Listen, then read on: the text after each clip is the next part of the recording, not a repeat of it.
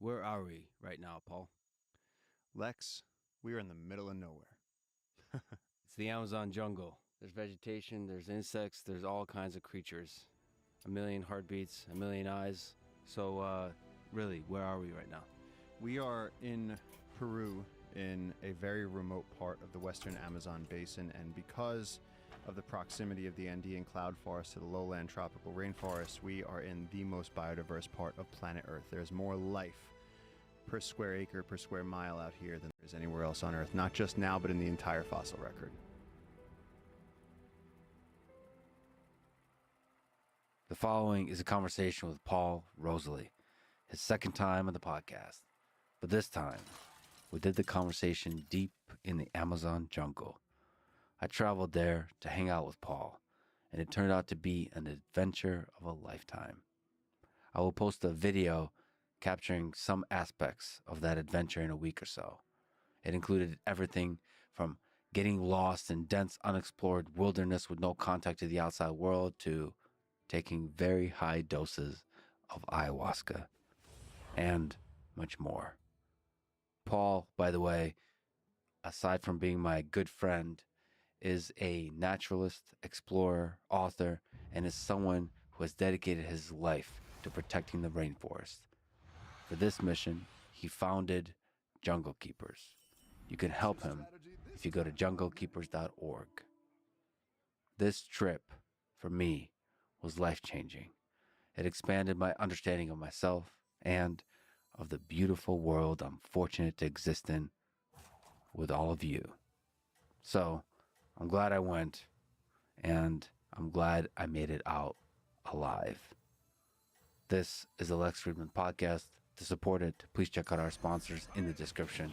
And now, dear friends, here's Paul Rosalie. I can't believe we're actually here. I can't believe you actually came. And I can't believe you forced me to wear a suit. That was the people's choice, trust me. All right. We've been through quite a lot over the last few days. We've been through a bit. Let me ask you a ridiculous question. What are all the creatures right now, if they wanted to, could cause us harm? The thing is, the Amazon rainforest has been described as the greatest natural battlefield on Earth because there's more life here than anywhere else, which means that everything here is fighting for survival. The trees are fighting for sunlight. The animals are fighting for prey. Everybody's fighting for survival. And so everything that you see here, everything around us will be killed, eaten, digested, recycled at some point. The jungle is really just a giant churning machine of death, and life is kind of this moment of stasis where you maintain this collection of cells in a particular DNA sequence, and then it gets digested again and recycled back and renamed into everything. And so the things in this forest, while they don't want to hurt us, there are things that are heavily defended because, for instance, a giant anteater needs claws to fight off a jaguar. A stingray needs a stinger on its tail, which is basically a serrated knife with venom on it, to deter anything that would hunt that stingray. Even the catfish have pectoral fins that have razor long, steak knife-sized defense systems. Then you have, of course, the jaguars, the harpy eagles, the piranha, the candiru fish that can swim up a penis, lodge themselves inside. It's the Amazon rainforest. The thing is, as you've learned this week, nothing here wants to get us, with the exception of maybe mosquitoes. Every other animal just wants to eat and exist in peace. That's it. But there is, each of those animals, like you described, have a kind of radius of defense. Yeah. So if you accidentally step into its home, into that radius, it can cause harm. Or make them feel threatened. Make them feel threatened. There's a defense mechanism that is activated. Some incredible defense mechanisms. I mean, you're talking about 17-foot black caiman, crocodiles that with significant size that could rip you in half, anacondas, the largest snake on Earth, bushmasters that can grow up to be 9 to, I think, even 11 feet long. And I've caught bushmasters that are thicker than my arms. So for people who don't know, bushmaster snakes, what are these things? These are vipers. I believe it's the largest viper on Earth. Venomous. Extremely venomous, with hinged teeth, tissue-destroying venom. Like if you get bitten by a bushmaster, they say you don't rush and try and save your own life. You try to savor what's around you. Look around at the world. Smoke your last cigarette. Call your mom. That's it. So that moment of stasis that is life, is going to end abruptly when you interact with one of those. Yeah. I even have this seemingly Can I just pause at how incredibly beautiful it is that you could just reach to your right and grab a piece of the jungle? It's like even this seemingly beautiful little fern. If you go this way on the fern, you're fine. As soon as you go this way, there's Yeah. invisible little spikes on there. If you want to, Oh, I yeah. see. I feel see it. that. So like feel it. everything is defended. If you're driving on the road and you have your arm out the side, or if you're on a motorcycle going Yeah. through there, and there's two reactions that you might get. One is if the Bushmaster decides that it's vacation time, if it's sleeping, if he just had a meal, they'll come to the edges of trails or beneath a tree and they'll just circle up, big spiral, big pile of snake on the trail, and they'll just sit there. And one time there was a snake sitting on the side of a trail beneath a tree for 2 weeks. This snake was just sitting there, resting, digesting his food out in the open, in the rain, in the sun, in the night. Didn't matter. You go near it, barely even crack a tongue. Now, the other option is that you get a Bushmaster that's alert and hunting and out looking for something to eat, and they're ready to defend themselves. And so I once came across a Bushmaster in the jungle at night, and this Bushmaster turned its head towards me, looked at me, and made it very clear, I'm going to go this way. And so I did the natural thing that any snake enthusiast would do, and I grabbed its tail. Now, 11 feet later, by the head, the snake turned around and just said, if you want to meet God, I can arrange the meeting. I will oblige. And I decided to let the Bushmaster go. Mm-hmm. And so it's like that with most animals. You know, a jaguar will turn and look at you and just remind you of how small you are. Like, what did you Keep see going. in the snake's eyes? How did you sense that this is going to be your end if you proceed? His readiness. I wanted to get him by the tail and show him to the people that were there and maybe work with the snake a little bit. As an 11-foot snake, the snake turned around and made it very clear, like, not today, pal. It's not going to happen. Is it in the eyes and the movement and the tension It was of the the body? movement. It was the movement and the S of the neck. It was as if you pushed me and I went, let's go, make my day. Yeah. Like he just looked a little bit too ready. He was like, I love this. Okay. All right. So you know. You just know. Whereas like the snake you met last night, Yeah. Beautiful snake. such a calm little thing. He just focuses on eating baby lizards and little snails and things. And that snake has no concept of defending itself. It has no way to defend itself. So even something the size of a blue jay could just come and just peck that thing in the head and swallow it. And it's a helpless little snake. So it's really, it kind of depends on the animal. It depends on the mood you catch them in. Each one has a different temperament. The grace of its movement was mesmerizing. Curious almost. Maybe I'm anthropomorphizing, projecting onto it. But it was... The tongue flicking was a sign of curiosity. He was trying to figure out what was going on. It was like, why am I on this treadmill of human skin? You know, they're just trying to get to the next thing, trying to get hidden, trying to get away from the light. Also, the texture of the scales is really fascinating. I mean, it's the first snake I've ever touched. It's so interesting. It was just such an incredible system of muscles that are all interacting together to make that kind of movement work, and all the texture of its skin, of its scales. What do you love about snakes? From my first experience with a snake to all the thousands of experiences you had with snakes, what do you love about these creatures? I think it's when you just spoke about it, that's the first snake you've met, and it was a tiny little snake in the jungle, and you spoke about it with so much light in your eyes. And I think that because we've been programmed to be scared of snakes, there's something wondrous that happens in our brain. Maybe it's just this joy of discovery that there's nothing to be scared of. And whether it's a rattlesnake that is dangerous and that you need to give distance to, but you look at it from a distance and you go, whoa. Or it's a harmless little grass snake that you can pick up and enjoy and give to a child. They're just these strange legless animals that just exist. You know, they don't even have eyelids. They're so different than us. They have a tongue that senses the air, and they, to me, are so beautiful.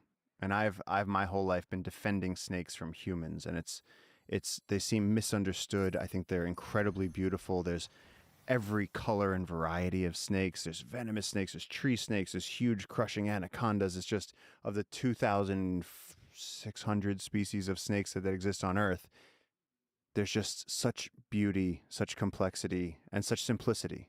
They're just to me I feel like I am friend with snake, and they rely on me to protect them from my people. Friend with snake. Me friend snake. Me friend snake. You said some of them are sometimes aggressive, some of them are peaceful. Is this a mood thing, a personality thing, a species thing? What is it? So, as far as I know, there's only really two snakes on Earth that could be aggressive, because aggression indicates offense. Mm-hmm. And so, a reticulated python has been documented as eating humans. Anacondas, although while it hasn't been publicized, they have eaten humans. Every single other snake, from boa constrictor to bushmasters to spitting cobra to grass snake to garter snake to everything else, every single other snake does not want to interact with you. Mm-hmm. They have no interest. So there's no such thing as an aggressive snake once you get outside of anaconda and reticulated python. Aggression could be trying to eat you. That's predation. But for every other snake, a rattlesnake, if it was there, would either go escape and hide itself, or it would rattle its tail and tell us, don't come closer. A cobra will hood up and begin to hiss and say, don't approach me. I'm asking you nicely not to mess with me. And most other snakes are fast, or they stay in the trees, or they're extremely camouflaged. But their whole MO is just, don't bother me. I don't want to be seen. I don't want to be messed with. In fact, all I want to do is be left alone. And once in a while, I just want to eat. And by the way, when you see a snake drink, your heart will break. It's like it's the only thing that's cuter than a puppy.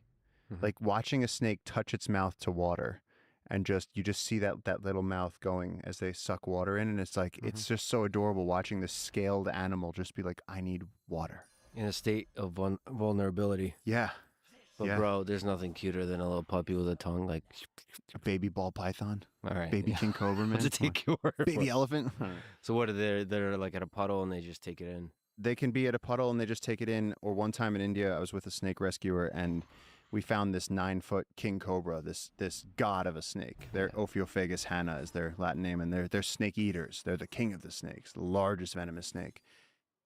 And the people that called this snake rescuer, because that's a profession in India, it had gotten into their kitchen or their backyard, and so we showed up and we got the snake, and the snake rescuer, he knew. He looked at the snake and he went to me, he said, why do you think this snake would go in a house? And he was quizzing me, and I actually went, I don't know. Is it warm? Is it cold? Like sometimes cats like to go into the warm cars in the winter.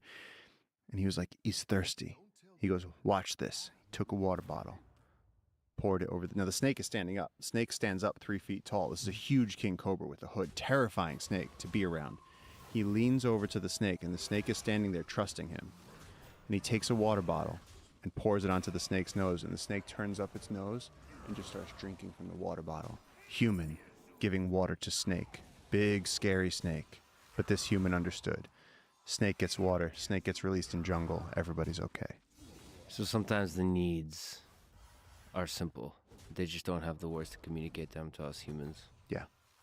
And is it disinterest or is it fear? Almost like they don't notice us, or is it the unknown aspect of it, the uncertainty is a source of danger?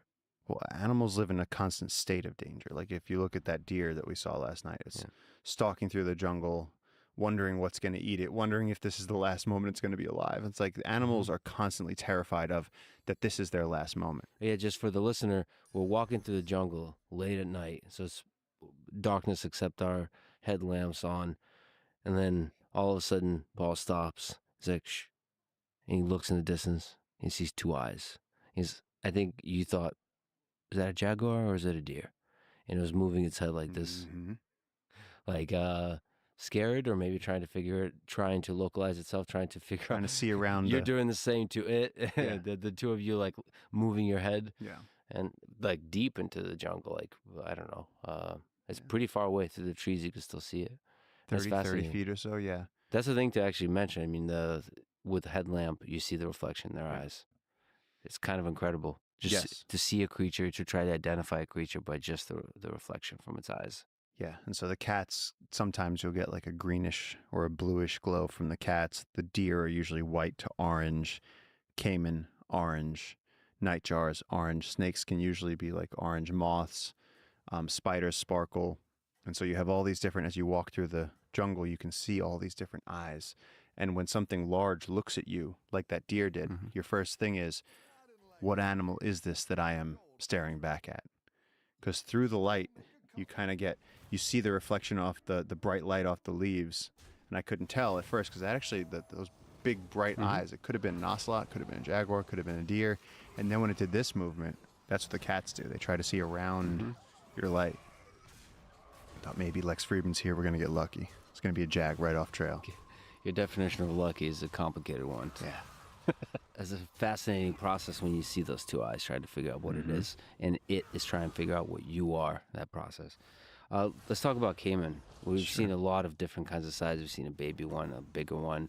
Tell me about these 16-foot plus apex predators of the Amazon rainforest. The big bad black caiman, which is the largest reptilian predator in the Amazon except for the anaconda. They kind of both share that notch of apex predator. They were actually hunted to endangered species level in the 70s because they're leather, black scale leather. But they're coming back.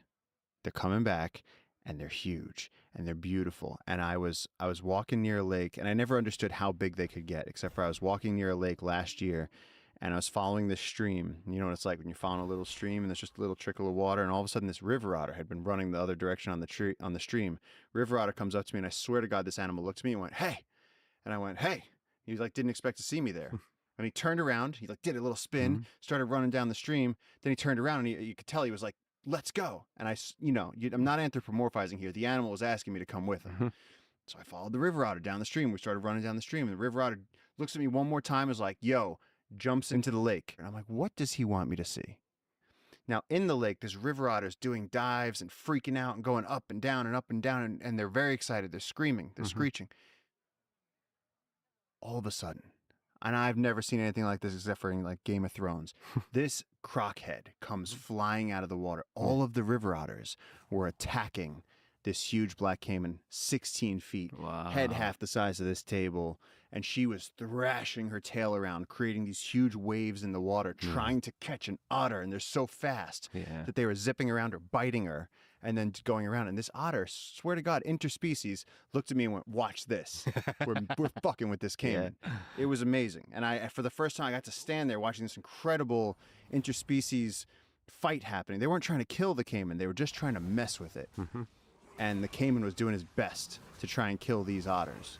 And they were just having a good time in that sick sort of hyper-intelligent animal, like wolf sort of way, where they were just going, "You can't catch us." Yeah, like intelligence and agility versus like raw power and dominance. I mean, I got to handle some smaller caiman, and just the power they had, you scale that up to imagine what a 16-foot, even a 10-foot, any kind of black caiman, the kind of power they deliver. Maybe can you talk to that, like the power they can generate with their tail, with their neck, with their jaw? Alligators and caiman and crocodiles have some of the strongest bite forces on Earth. I think a saltwater crocodile wins as the strongest bite force on Earth. And you got to hold about a 4-foot spectacle caiman. And you got to feel, I mean, you're a black belt in jiu-jitsu. How do you compare the explosive force you felt from that animal compared to what a human can generate? It's difficult to describe in words. There's a lot of power, and we're talking about the power of the neck, like what is it? I mean, there's a lot. It can generate power all up and down the body. So probably the tail is a monster, but just the neck, and not to mention the power of the bite, that, and the speed too. Because the thing I saw and got to experience is how still and calm, at least from my amateur perspective, it seems calm, still, and then from that sort of 0 to 60, it could just go wild, just thrash. And then there's also a decision it makes in that split second whether, as it thrashes, is it going to kind of bite you on the way or not. And that's where of the 4 species of caiman that we have here, you see differences in their personalities as a species. And so you can like generally golden retrievers are viewed as a friendly dog. Generally, not every single one of them, but as a rule. Spectacle caiman, puppies. You released one in the river and it did nothing. Didn't bite one of your fingers, it just swam away. We dropped one in the river, and what did it do? It chose peace. Now, I had a smooth-fronted caiman a few weeks ago, and this was probably about a 3.5-footer. Not big enough to kill you, but very much big enough to grab one of your fingers and just shake it off your body, just death roll it right off. And as I was being careful, totally different caiman than the one that you got to see. This one has spikes coming off it. They're like like leftover dinosaurs. It's like they evolved during the dinosaur times and never changed. They have spikes and bony plates and all kinds of strange growths that you don't see on the other smoother caiman. And I tried to release this one without getting bitten, and I threw it into the stream, gently into the water, just went, wah, and tried to pull my hands back. And as I pulled my hand back, this caiman in the air turned around and just tried to give me one parting blow and just got one tooth, whack, right to the bone of my finger. And bone injury feels different than a skin injury. So you instantly, and it just reminds you of, that's a caiman with a head this big, and it hurt. And I know that it could have taken off my finger. Now, if you scale that up to a black caiman, it's rib crushing. It's zebra head removing size. You know, just meat destroying. It's incredible. It's nature's metal, sort of. You know, just raw power. So what's the biggest croc you've been able to handle? We were doing caiman surveys for years, and we would go out at night, and you want to figure out what are the populations of black caiman, spectacle caiman, smooth-fronted caiman, dwarf caiman, and the only way to see which caiman you're dealing with is to catch it. Because a lot of times you get up close with the light and you can see the eyes at night, but you can't quite see what species it is. For instance, this past few months, we found 2 baby black caiman on the river, which is unprecedented here. We haven't seen that in decades. So it's important that we monitor our croc population. So I started catching small ones. In Mother of God, I write about the first one that me and JJ caught together, which was probably a little bigger than this table. And probably mid-20s bravado and competition with other young males of my species led to me trying to go as big as I could. And I jumped on a spectacle caiman that was slightly longer than I am. And I'm 5'9", so I jumped on this probably 6-foot croc and quickly realized that my hands couldn't get around its neck and my legs were wrapped around the base of its tail, and the thrash was so intense that as it took me one side, I barely had enough time to realize what was happening before it beat me against the ground. My headlamp came off, so now I'm blind, in the dark, laying in a river in the Amazon rainforest, hugging a 6-foot crocodile. And I went, JJ! As I always do. But in that moment, before I even let go, I knew I couldn't let go of the croc, because if I let go of the croc, I thought she was going to destroy my face. So I said, okay, now I'm stuck here. If I just stay here, I can't release her. I need help. But I was like, I'm never, ever, ever, ever going to try and solo catch a croc this big again. I was like, this is, I knew in that moment, I was like, this is good enough. So anything longer than you don't control the tail. You have barely control of anything, really. Yeah, and that's a spectacle caiman. A black caiman is a whole other order of magnitude. It's like saying like, oh, you know, I was play fighting with my golden retriever versus I was play fighting with, like, you know, what's the biggest, scariest dog you could think of? The dog from Sandlot, a giant gorilla dog thing, like a Malamute, something huge. What are they called? Mastiffs. Yeah, mastiffs. I mean, you mentioned dinosaurs. What do you admire about black caiman? They've been here for a very, very long time. There's something prehistoric about their appearance, about their way of being, about their presence in this jungle. With crocodiles, you're looking at this mega survivor. They're in a class with sharks where it's like, they've been here so long. Mm-hmm. When you talk about multiple extinctions, you talk about the 6th extinction, Earth's going through all this stuff, the crocodiles and the cockroaches have seen it all before. They're like, man, we remember what that comet looked like. And they're not impressed. Yeah, they carry this wisdom. Yeah. In their power. Yeah. In the simplicity of their power, they carry the wisdom. Yeah. And they're just sitting there in the streams and they don't care. And even if there's a nuclear holocaust, you know that there would just be some crocs sitting there dead-eyed in that stagnant water, waiting for the life to regenerate so they could eat again. It's going to be the remaining humans versus the crocs and the cockroaches. And the cockroaches are just background noise. Yeah, they'll always be there. Sons of bitches. You know, we're talking about individual black caiman and different species of caiman, but whenever they're together and you see multiple eyes, which I got into experience, it's quite a feeling. There's just multiple eyes looking back at you. Mm-hmm. Of course, for you, that's immediate excitement. You immediately go towards that. You want to see it, you want to explore it, maybe catch them, analyze what the species is, all that kind of stuff. Yeah. Can you just describe that feeling when they're together and they're looking at you? So head above water, eyes reflecting the light. Yeah. So the other night, Lex and I were in the river with JJ, surviving a thunderstorm we were in the rain, and we had covered our equipment with our boats, and the only thing that we could do was get in the river to keep ourselves dry. And so we were in the river at night, in the dark, no stars, just a little bit of canopy silhouetted with all this rain coming down. It was such a din you could hardly hear anything. And all the way downriver, I just see this caiman eye in my headlamp light. Mm-hmm. And I started walking towards it because I was like, this is even better. We can catch a caiman while we're in this thunderstorm in the Amazon River. And when JJ went, Paul, it's too far. JJ very rarely, like he'll make a suggestion. Like he'll usually go like, maybe it's far. But in that situation, deep in the wilderness, unknown caiman size, he went, Paul, it's too far. Don't leave the three of us right now. Yeah. We're too far out to take risks. Yeah. We're too far out to be walking along the riverbed at night, because then, right here at the research station, if you step on a stingray, you get evac'd.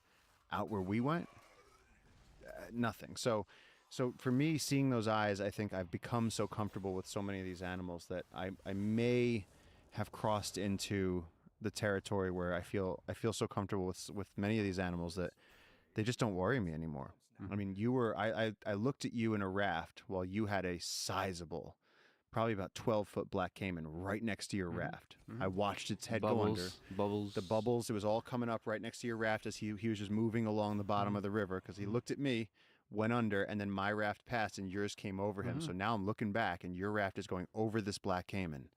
And I'm going, I'm not worried at all. Mm-hmm. I was not worried. I was not worried that the caiman would freak out.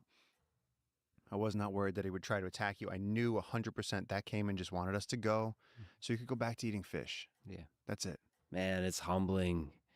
It's humbling, these giant creatures. And especially at night, like you were talking about. And for me, it's both scary and just beautiful when the head goes under. Because, like, underwater, it's their domain. So anything can happen.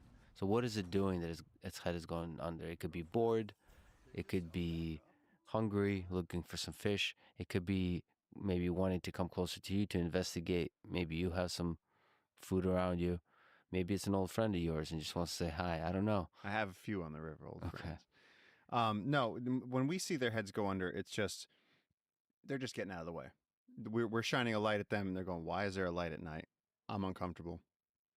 Head under. So these caiman, again, you think of it as this big aggressive animal, but I don't know anybody that's been eaten by a black caiman. And the smaller species, smooth-fronted caiman, dwarf caiman, spectacled caiman, they're not going to eat anybody. Again, at the worst, if you were doing something inappropriate with a caiman, like you jumped on it and were trying to do research and it bit your hand, it could take your hand off.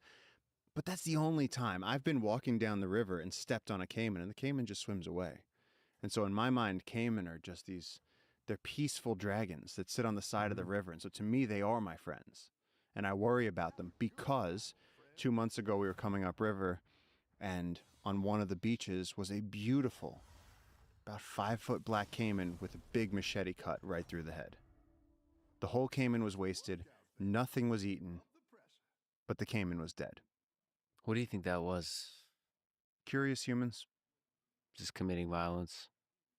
Yeah, just loggers, people who aren't from this part of the Amazon, because a local person would either eat the animal or not mess with it. Like Pico would never kill a caiman for no reason because it doesn't make any sense. So these are clearly people who aren't from the region, which usually means loggers because they've come from somewhere else. They're doing a job here, and they're just cleaning their pots in the river at night, and they see eyes come near them because the caiman probably smells fish, and then they just whack because they want to see it, and they're just curious monkeys on a beach. And again, me, friend of caiman, I protect from my type. That said, you protect your friends and you analyze and study your friends, but sometimes friends can have a bit of a misunderstanding. And if you have a bit of a misunderstanding with the black caiman, I feel like just a bit of a misunderstanding could lead to a bone-crushing situation. But not for a little 5-foot caiman. Yeah. And I think that's incredibly speciesist of you. About humans or about caiman? No, I'm saying, like, all my friends do the same thing. They go, you swim in the Amazon rainforest? You swim in that river? And I go, yes, every day. We, backflips into the river. We've been swimming in the river how many times? with the piranha and the stingray and the candiru and the caiman and the anacondas, all of it in the river with us. Mm-hmm. And we just do it. And what's that for you? So what allows you to do that, knowing and having researched all the different things that can kill you, which I feel like most of them are in the river. What allows you to just get in there with us? Well, I think it's something about you where you become like this portal through which it's possible to see nature as not threatening but beautiful. And so in that, you kind of naturally, by hanging out with you, I get to see the beauty of it. There is danger out there, but the danger is part of it. Just like there's a lot of danger in the city, there's danger in life, there's a lot of ways to get hurt emotionally, physically. There's a lot of ways to die in the stupidest of ways. We went on an expedition through the forest, just twisting your ankle, breaking your foot, getting a bite from a thing that gets infected. There's a lot of ways to die and get hurt in the stupidest of ways, in a non-dramatic caiman eating you alive kind of way. Yeah. It strikes me as unfair because we're still in our minds so programmed to worry about that predator. What predator? We've killed everything. Black caimans are coming off the endangered species list. We exterminated wolves from North America. I actually heard a suburban lady one time tell her son, watch out. Foxes will get you. Mm-hmm. Foxes. Yeah. They eat baby rabbits and mice. Well, in the case of apex predators, I think when people say dangerous animals, they really are talking about just the power of the animal. And the black caiman have a lot of power. And it's almost just a way to celebrate the power of the animal. Sure. And if it's in celebration, then I'm all for it because my God, is that power. Like the waves of fury that you saw. Like when that tail, I mean, you saw the tail of the spectacle, that perfect, amazing thing with all those interlocking scales that works so it's like a perfect creation of engineering. And then when you have one that's this thick and all of a sudden that thing is moving with all the acceleration of that power. Wow. The volume of water, the sound that comes out of their throat. They're dragons. We talked about the scales of the snake, but like the caiman, just the way it felt was incredible. Just the armor, the texture of it was so cool. Yeah. I don't know, like the bottom of the caiman have a certain kind of texture, and it just all feels like power, but also all feels like designed really well. It's like exploring through touch, like a World War II tank or something like that. It's the engineering that went into this thing. Yeah. That like the mechanism of evolution that created a thing that could survive for such a long time. It's just like incredible. This is a work of art. The defense mechanisms, the power of it, the damage it can do, how effective it is as a hunter, all of that. All you can feel that in just by touching it. Do you ever see the mashup where they put side by side the image of, I think it's a falcon in flight next to a stealth bomber, and they're almost the exact same design? It's incredible. Like that. What's the equivalent for a croc? Like you said, maybe a tank. Like maybe a but then tank. More like an armadillo, turtle. Yeah. I don't know. Like hippos and There may not be a war machine equivalent of a crocodile. It would have to have like a big jaw element to it. Yeah, in the water. I mean, we talked also about hippos. Those are interesting creatures from all the way across the world. Just monsters. Yeah. Hippos and rhinos. Hippos are bigger usually, or rhinos are bigger. Rhinos is after elephants is the largest. White rhinos. They can be terrifying too. Again, when you step into the defense. Absolutely, but I have to tell you, after being around so many rhinos, You have friends. I have rhino friends, Yeah. black and white rhinos, Yep. and they're all sweethearts. And Awesome. I mean sweethearts. And I mean, when you look at a rhino, it's like a living dinosaur. I know it's a mammal, but somehow it screams dinosaur because it seems like Pleistocenic and from another age with the giant horn. And they're so much bigger than you think. Like they're minivan-sized animals. Like we're not taller than they are at their shoulder, and they have this strange-shaped head and the huge horn, and they sit there eating grass all day. So if a rhino is dangerous to a human, it's because the rhino is going, don't hurt me. Yeah. Don't hurt me. Don't hurt my baby. And then they're like, you know what? I'll just kill you. It'll be easier because you're scaring me right now. You're too close to that rhino. Yeah. And so like there again, I just think it's funny because humans were so quickly to go, which snakes are aggressive? Well, there are no aggressive snakes. Rhinos can be dangerous if provoked. Otherwise, they're peaceful, fat grass unicorns. Like they're really pretty calm. Then we had these incredible giant animals, and the largest animals on our planet, the black caiman, the rhinos, the elephants, all the big, beautiful stuff is becoming less and less. Yeah. And it almost reminds me, like in Game of Thrones, they're like, they're in the beginning, they're like, there used to be dragons. And it was like this memory. And it's like, we used to have mammoths, and we used to have stellar sea cows that were 16 feet long, manatees. And there were things we used to have, the Caspian tiger that only went extinct in the 90s, our lifetimes. And that's mind-blowing to me. That has haunted me since I'm a child. I remember learning about extinction, and I went, wait, you're telling me that... I remember being a kid and going, by the time I grow up, you're saying that gorillas could be gone? Elephants could be gone? And because we're doing it? And then I remember looking at the nightlight being blurry because I was crying. I was so upset. And it was Lonesome George, that turtle, the Galapagos tortoise, where there was one left. And they said, if we just had a female, he could live. And I, as a 6, 7, 8-year-old, that destroyed me. We're all just trying to get laid, including that turtle. For a few hundred years. Dude. So for young people out there, you think you're having trouble, think about that turtle. Think about that turtle. Yeah. There's a turtle that Darwin and Steve Irwin both owned? Yeah, I heard about that turtle. Mm. Man, they live a long time. Yeah. They've seen things. That there's a great like internet joke where they're like accusing him of like being incongruous with modern times. They're like, he did nothing to stop slavery. He didn't fight in World War II. Like, canceled the turtle. Yeah, canceled the turtle. Oh, shit. What a world we live in. So it's interesting you mentioned black caiman and anacondas are both apex predators. So it seems like the reason they can exist in similar environments is because they feed on slightly different things. How is it possible for them to coexist? I read that anacondas can eat caiman, but not black caiman. How often do they come in conflict? So anacondas and caiman occupy the exact same niche. Mm-hmm. And they're born at almost the exact same size. And unlike most species, they don't have sort of a size range that they're confined to. Mm-hmm. They start at this big. Baby caiman are this big. Baby anacondas are a little longer, but they're thinner and they don't have legs. So it's the same thing in terms of mass. And they're all in the streams or at the edges of lakes or swamps. And so the baby anacondas eat the baby caiman. Baby caiman can't really take down an anaconda. They're going for little insects and fish. They have quite a small mouth. So it's in their interest to hide from everything. A bird, a heron can eat a baby caiman, pop it back. And so they have to survive. But the anaconda and the caiman kind of joust as they grow. Can you actually explain how the anaconda would take down a caiman?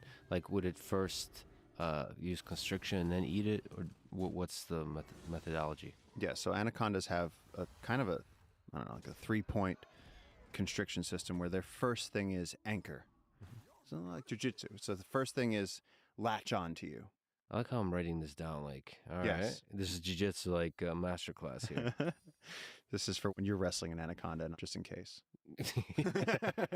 And you'll be like the coach on the sideline screaming, "You got him, Lex." Don't let him take the back. Yeah. All right. So one time, me and JJ were following a herd of collared peccary, and JJ's teaching me tracking. So we're following, the hoof prints through the mud, and we're doing this. And I'm talking about no backpacks, just machetes, bare feet, running through the jungle. And we come to this stream, and JJ's like, "I think we missed him. I think they went." And I'm like, no, they went here. Look. And not because I'm a great tracker, because I can see, a few dozen footprints, hundreds of individual footprints right there. And I'm going, no, they just crossed here. And JJ was like, "You know what? We're not going to get eyes on him today." He was like, "It's okay." He's like, "We did good. We followed him for a long time." And I was like, "Cool." And then I was trying to gauge, like, can I drink this stream? And I see a kulpa. And a kulpa is a salt deposit where animals come to feed, because sodium is a deficiency that most herbivores have here. And all of a sudden, I just hear like the sound of a wet stick snapping, just that bone crunch. And I look down, and there's about a 16-foot anaconda wrapped around a freshly killed peccary, wild boar. And what this anaconda had done was, as all the pigs were going across the stream, the anaconda had grabbed it by the jaw, swiped the legs, wrapped around it, bent it in half, and then crushed its ribs.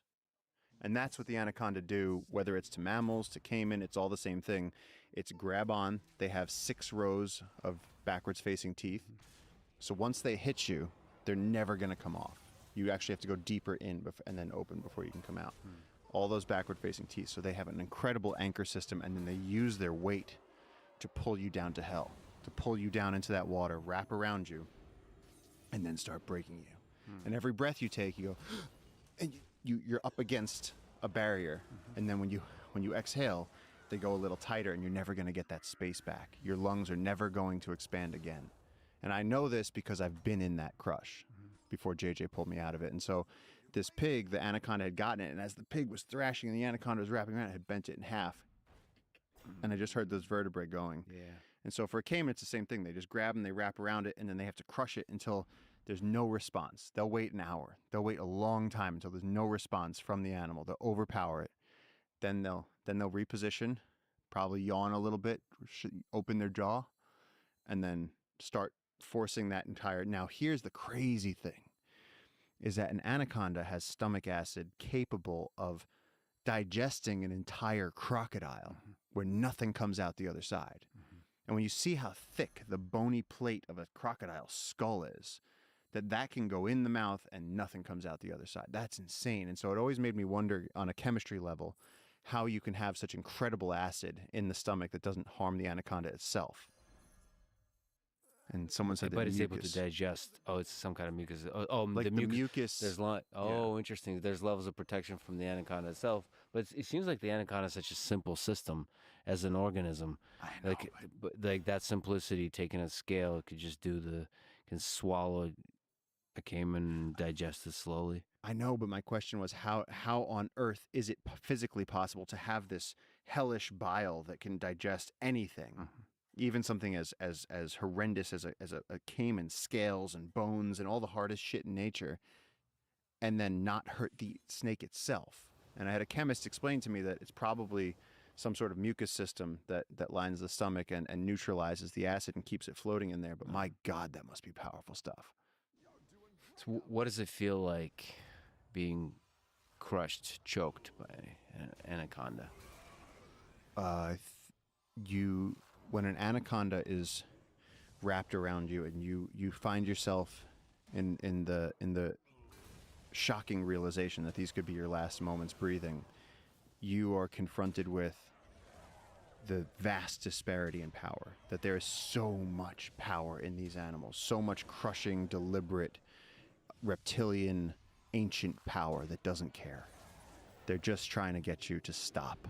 They just want you to stop ticking, and there's nothing you can do. And I find it very awe-inspiring when I encounter that kind of power. When even if it's that you see a dog run, you ever try to outrun a dog and they just zip by you and you go, wow, or you see a horse kick and you go, oh my God, if that hoof hit anyone's head, it'd knock them 3 states over. And it's like there is muscular power that is so far, that, like you said, that explosive, that we dream of doing it. Like, imagine if like a Muay Thai kickboxer could harness that sort of caiman power, that smash.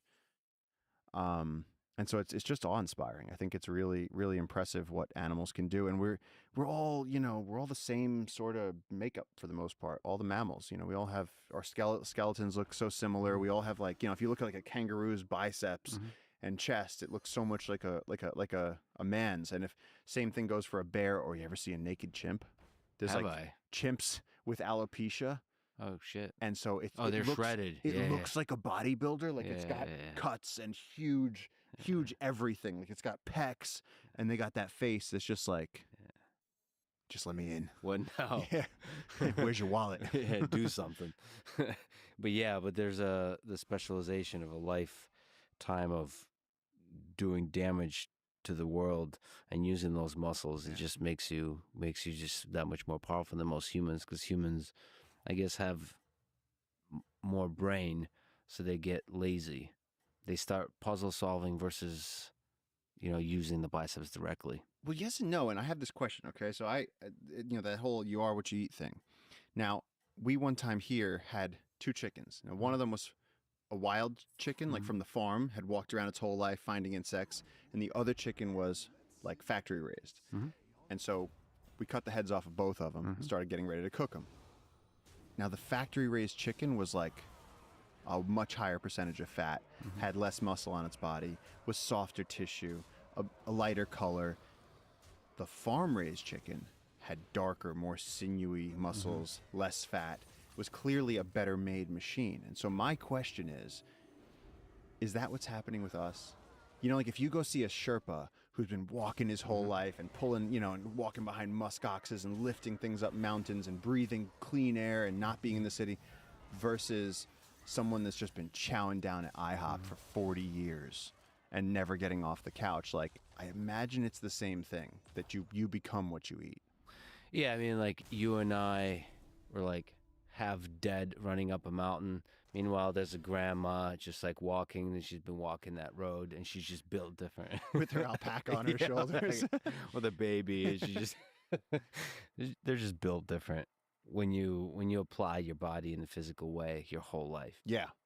Like you can't replicate that. Like just like that chimp has those from constantly moving through the canopy, constantly using those arms. Just like if you ever, you know, if you see an Olympic athlete or you hug Rogan, like, exactly. You just go, what? Why is there so much muscle here?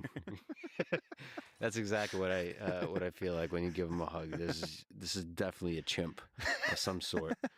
How does that just that the constriction of the anaconda, just the feeling of that? Are they doing that based on instinct, or is there some brain stuff going on? Like, is this just like a basic procedure that they're doing, and they just really don't give a damn? They're not like thinking, oh, Paul, this is this kind of species, he would taste good, or is it just a mechanism to just start activating and you can't stop it?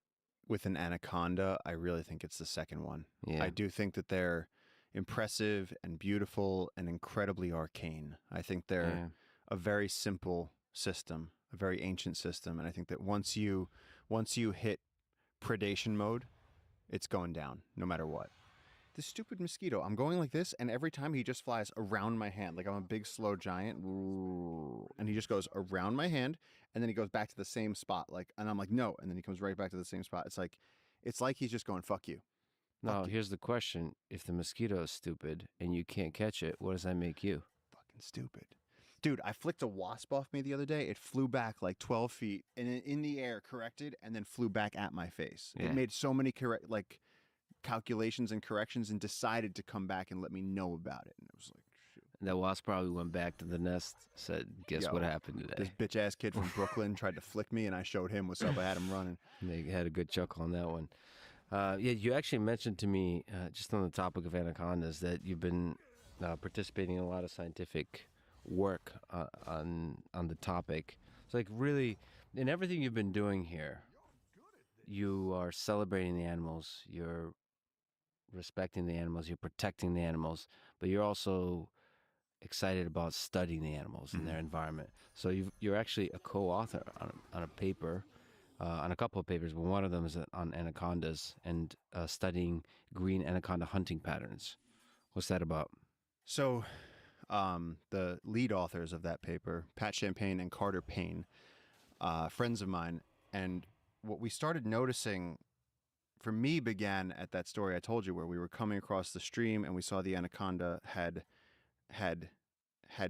been positioned just below a culpa. And then other people began noticing that anacondas seemed to always be beneath these culpas where mammals were going to be coming. And that contrasted with what we knew about anacondas. Because what we understood about anacondas is that they're purely ambush predators and they don't pursue their prey.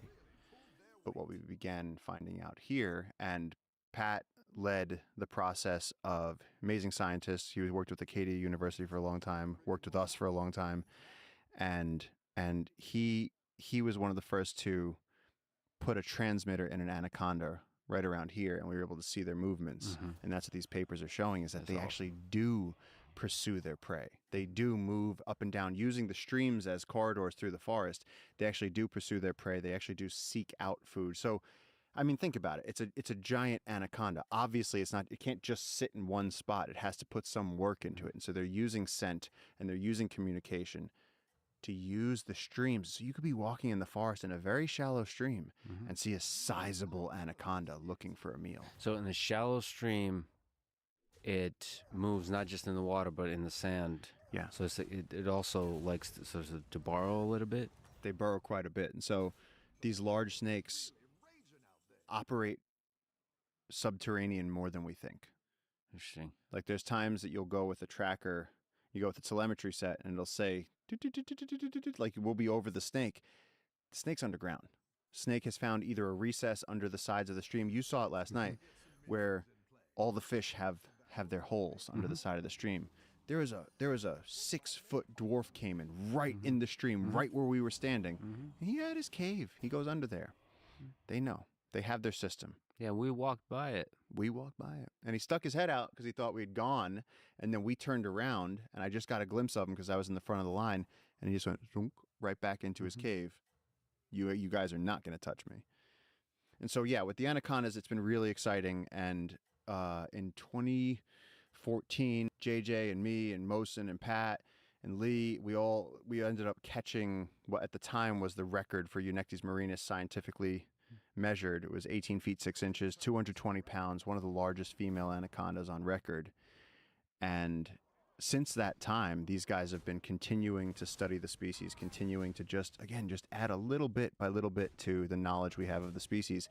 And studying green anacondas in lowland tropical rainforest, you've seen how hard it is to move, to operate, to navigate in this environment. And so when you think of the fact that in order to learn anything about this species, you have to spend vast amounts of time first locating them and then finding out a way to keep tabs on them. Because even if you get lucky enough to see an anaconda by the edge of a stream, to be able to observe it over time, to learn its habits, or to put a radio transmitter on it, or to take any sort of valuable information from the experience is almost impossible. And so a lot of the stuff that I wrote about in Mother of God, us jumping on anacondas and trying to catch them, and at first it just seemed like something we were doing to learn to just try and see them, but it ended up being that we were wildly trying to figure out methodology that would have scientific implications later on, because now it's allowing us to try and find the largest anacondas. And people used to say there's no way there's 25 foot, 27 foot. Well, there's just that video of the guy swimming with the 20-foot anaconda. And so now as we keep going, I'm going, well, maybe through drone identification, we could find where the largest anacondas are sitting on top of floating vegetation. And even then, how do we restrain them so that we could measure them and prove this to the world? It's sort of a side quest, but... So by doing these kinds of studies, you figure out how they move about the world, what motivates them in terms of when they hunt, where they hide in the world, as the size of the anaconda changes. So all of that, those are scientific studies. Yeah, I mean, look, there's so much that we don't know about this forest. We don't know what medicines are in this forest.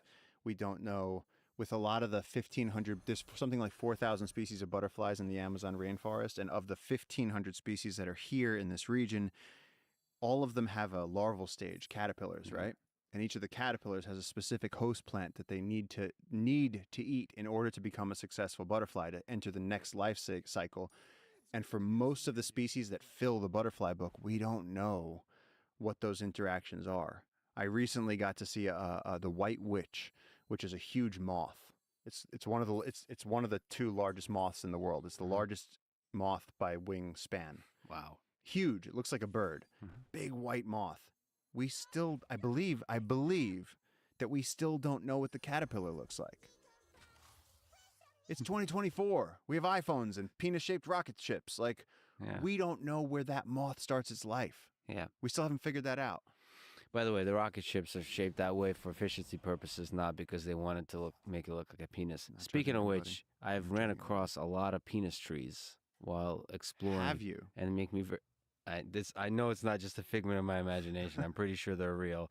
In fact, you explained it to me, and they make me very uncomfortable because there's just a lot of penises hanging off of a tree. Yes. I don't know what the purpose is. I don't know who they're supposed to attract, but it certainly makes. But certainly, Paul really enjoys them. Yeah. Yeah. Well, clearly you've done some research and you've noticed a lot of them. I haven't even seen them. There was a time when I almost fell, and to catch my balance, I had to grab one of the penises of the penis tree, and unforgettable. Anaconda, the biggest, baddest anaconda in the Amazon versus the biggest, baddest black caiman. Because you mentioned there's a race. If there's a fight, this is UFC in cage, who wins This is underwater? the biggest and the baddest. The biggest and the baddest. That you can imagine, given all the studies you've done of the two animals, species. And the baddest. So you're talking about an 18-foot, several 100-pound black caiman versus a 26-foot, 350-pound anaconda. Yeah. I think it's a death stalemate. I think the caiman slams the anaconda, bites onto it. The anaconda wraps the caiman, and then they both thrash around until they both kill each other. Because I think the caiman will tear him up so bad. And the caiman's not gonna let go. He's just gonna. Caiman's never gonna let go, but then he's gonna realize that he's also being constricted. So then he's gonna stop, and he's gonna keep slamming down on that anaconda, and the anaconda's just gonna keep constricting. But if the caiman can do enough damage before the it's almost like a striker versus a jiu-jitsu. Yeah. You know, if you can get enough elbows in before they lock you. How fast is the constriction? So it's pretty slow. It's incredibly quick. So you take the back and get me in chokehold. Yeah. It's that. I have maybe 30 seconds, maybe on the upward side if you haven't cinched it under my throat. But if you've gotten good position, it's over. Is there any way to unwrap the choke, undo the choke, No. defending? Not unless you have outside help. Unless you have another human or another 10 humans coming to unwrap the tail and help you. But for an animal, like if a deer gets hit by an anaconda, there's no way. They don't stand a chance. So the black caiman would bite somewhere close to the head, and then just try to hold on and thrash. Yeah, I don't think a large black caiman. Here's the thing. Every fisherman knows this. Like the biggest fish, they're smart. Yeah. And more importantly, they're shrewd. They're careful. A huge black caiman that's 16 feet long isn't going to be messing with a big anaconda. Like they won't cross paths, because while they technically occupy the same type of environment, that black caiman's going to have this deep spot in a lake, and that anaconda is going to have found this floating forest like sort of black stream backwater where it's going to be, and they'll have made that their home for decades, and they'll already have cleaned out the competition. So maybe if there was a flood and they got pushed together, they could have some sort of a showdown. But almost more certainly is that when they get to that size, that caiman, at any sign of danger, bloom, right under the water. It's almost like, even if what do you learn when you're a black belt? You know, what do you do with a street fight? You still run away. There's no reason for a street fight. And I think the animals really understand that. There's no reason for this. So like a giant anaconda and a giant black caiman, they could probably even coexist in the same environment, just using the wisdom to avoid the fight. Like why? Yeah. Or they would have a big showdown and one of them would either die or have to leave. They would have a territorial dispute. Yeah. Yeah. Without killing either of them. Yeah. On it, dude. Nature. Anything could happen. One of the things that me and Pat wrote up was that I saw a yellow-tailed creepo, which is like a 6-foot rat snake, eating an Oxyropus melanogenes, which is the red snake that we found last night. And just no one had ever, in scientific literature, we'd never seen a creepo eating an Oxyropus before. And so I had the observation in the field. I sent it to Pat Champagne. Pat writes it up, paper. And so it's this really cool, that's a really cool system, because we're just out here all the time. You end up seeing things. JJ's dad saw an anaconda eating a tapir. Tapir is the size of a cow. Damn. And that guy didn't lie. You know, some people, you trust your sources on that. He saw enough stuff. He didn't need to make up stories. And you know what I love now is when you ask people, when we were going up the mountain with Jimmy. Yeah. JJ said to him, he goes, "Have you ever seen a puma up here in the mountains?" And Jimmy goes, "They're up here." And JJ went, no, have you seen it? And Jimmy went, "No, never seen one." And you know how most people will go, yeah, I've seen it. That makes me trust a person when they admit, nah, I haven't seen it. They're up here. I haven't seen it. And Jimmy's been living there his whole life. There's pumas in the mountains? You know, mountain lions, pumas, whatever there's all different names for them. They're distributed from Alaska down through Argentina. They're everywhere. It's an extremely successful species. From deserts to high mountains, everything. I think you're saying pumas have a curiosity, have a way about them where they like explore, like follow people. like just to kind of figure out like just that curiosity versus like as opposed to causing harm or hunting and that kind of stuff. Like, what is this about?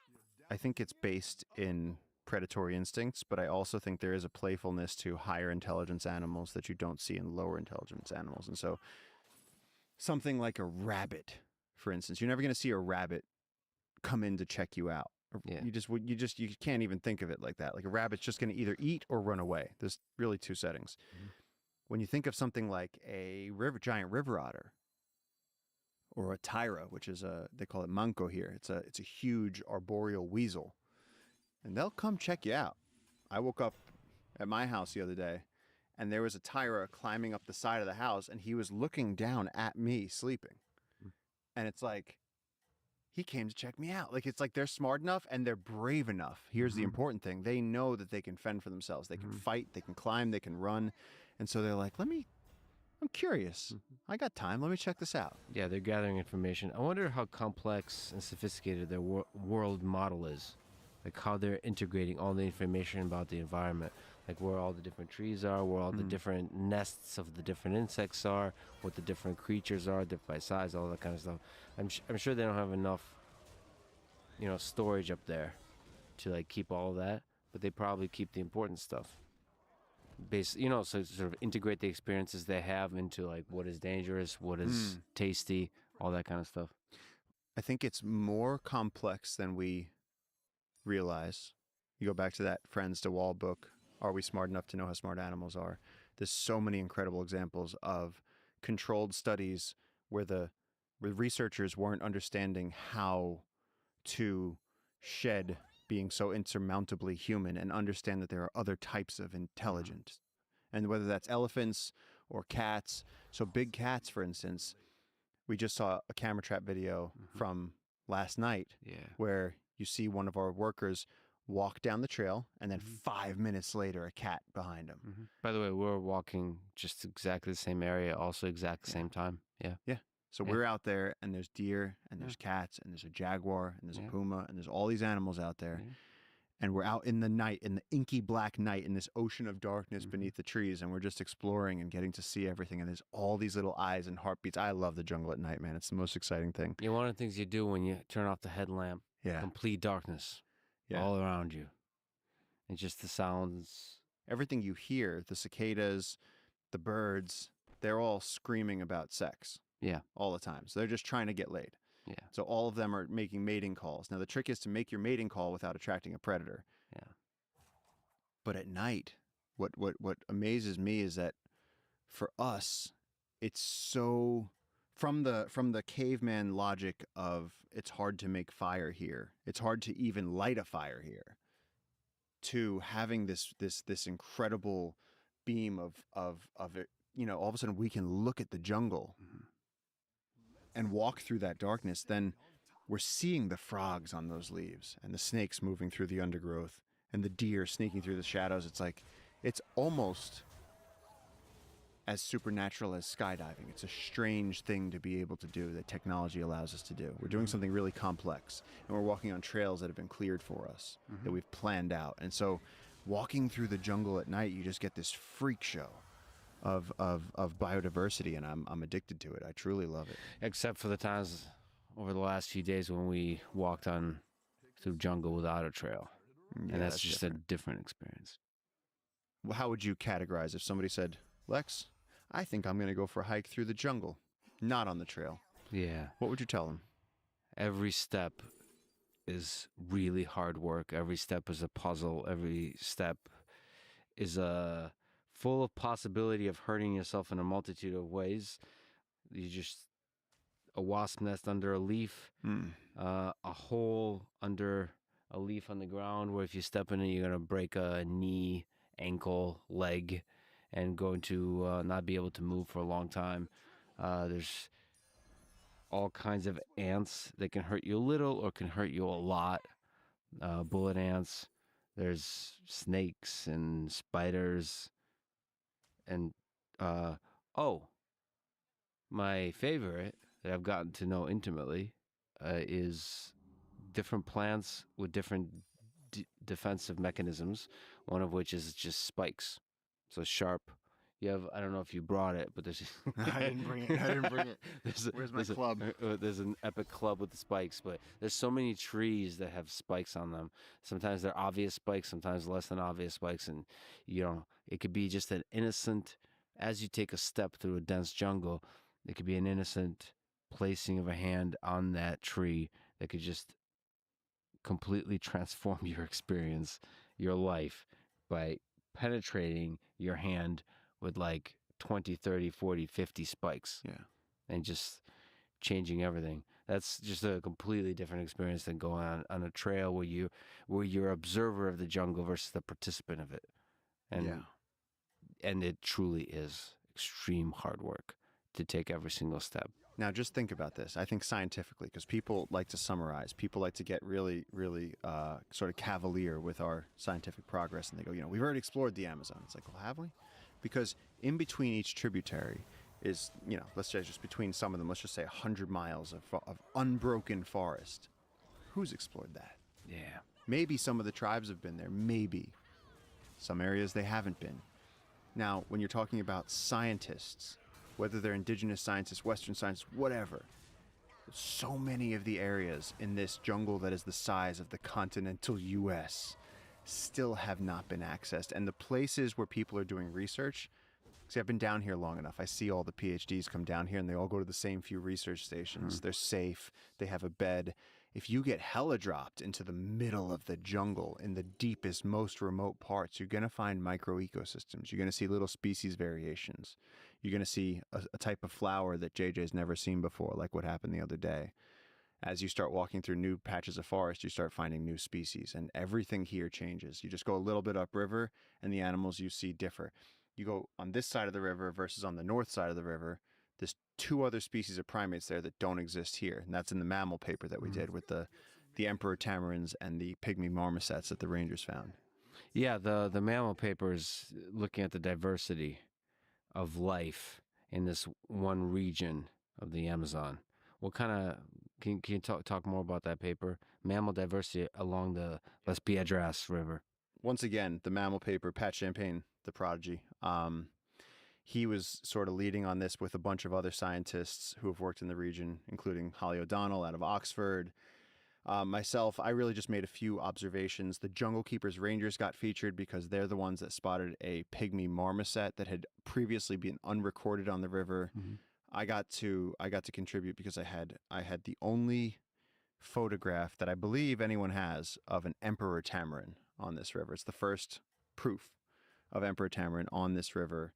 And that's exciting. It's exciting because, you can post a picture or share a scientific observation or write about something, and then what happens is you get these like couch experts, these armchair experts who will come and say, no, you don't get blue and yellow macaws there. I can tell from my bird book it says they're not there, and they'll tell you you're wrong. No, you don't get woolly monkeys there or emperor tamarins. It's like, but we have proof. And so we're coming together to try and add to that knowledge. My general sort of amateur experience of the species I've encountered here is like, this should not exist. Whatever this is, this is not real. This is CGI. Like what? Just the colors, the weirdness. I mean, there's, I think I called it the Paris Hilton caterpillar because it's like fur. It looks like one of those like Paris Hilton's dog. Like it's like really furry and it's transparent and sort of.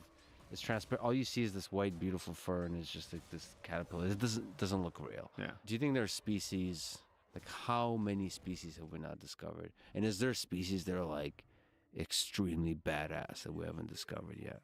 If you look up how many trees are in the Amazon rainforest, it's something in the order of 400 billion trees.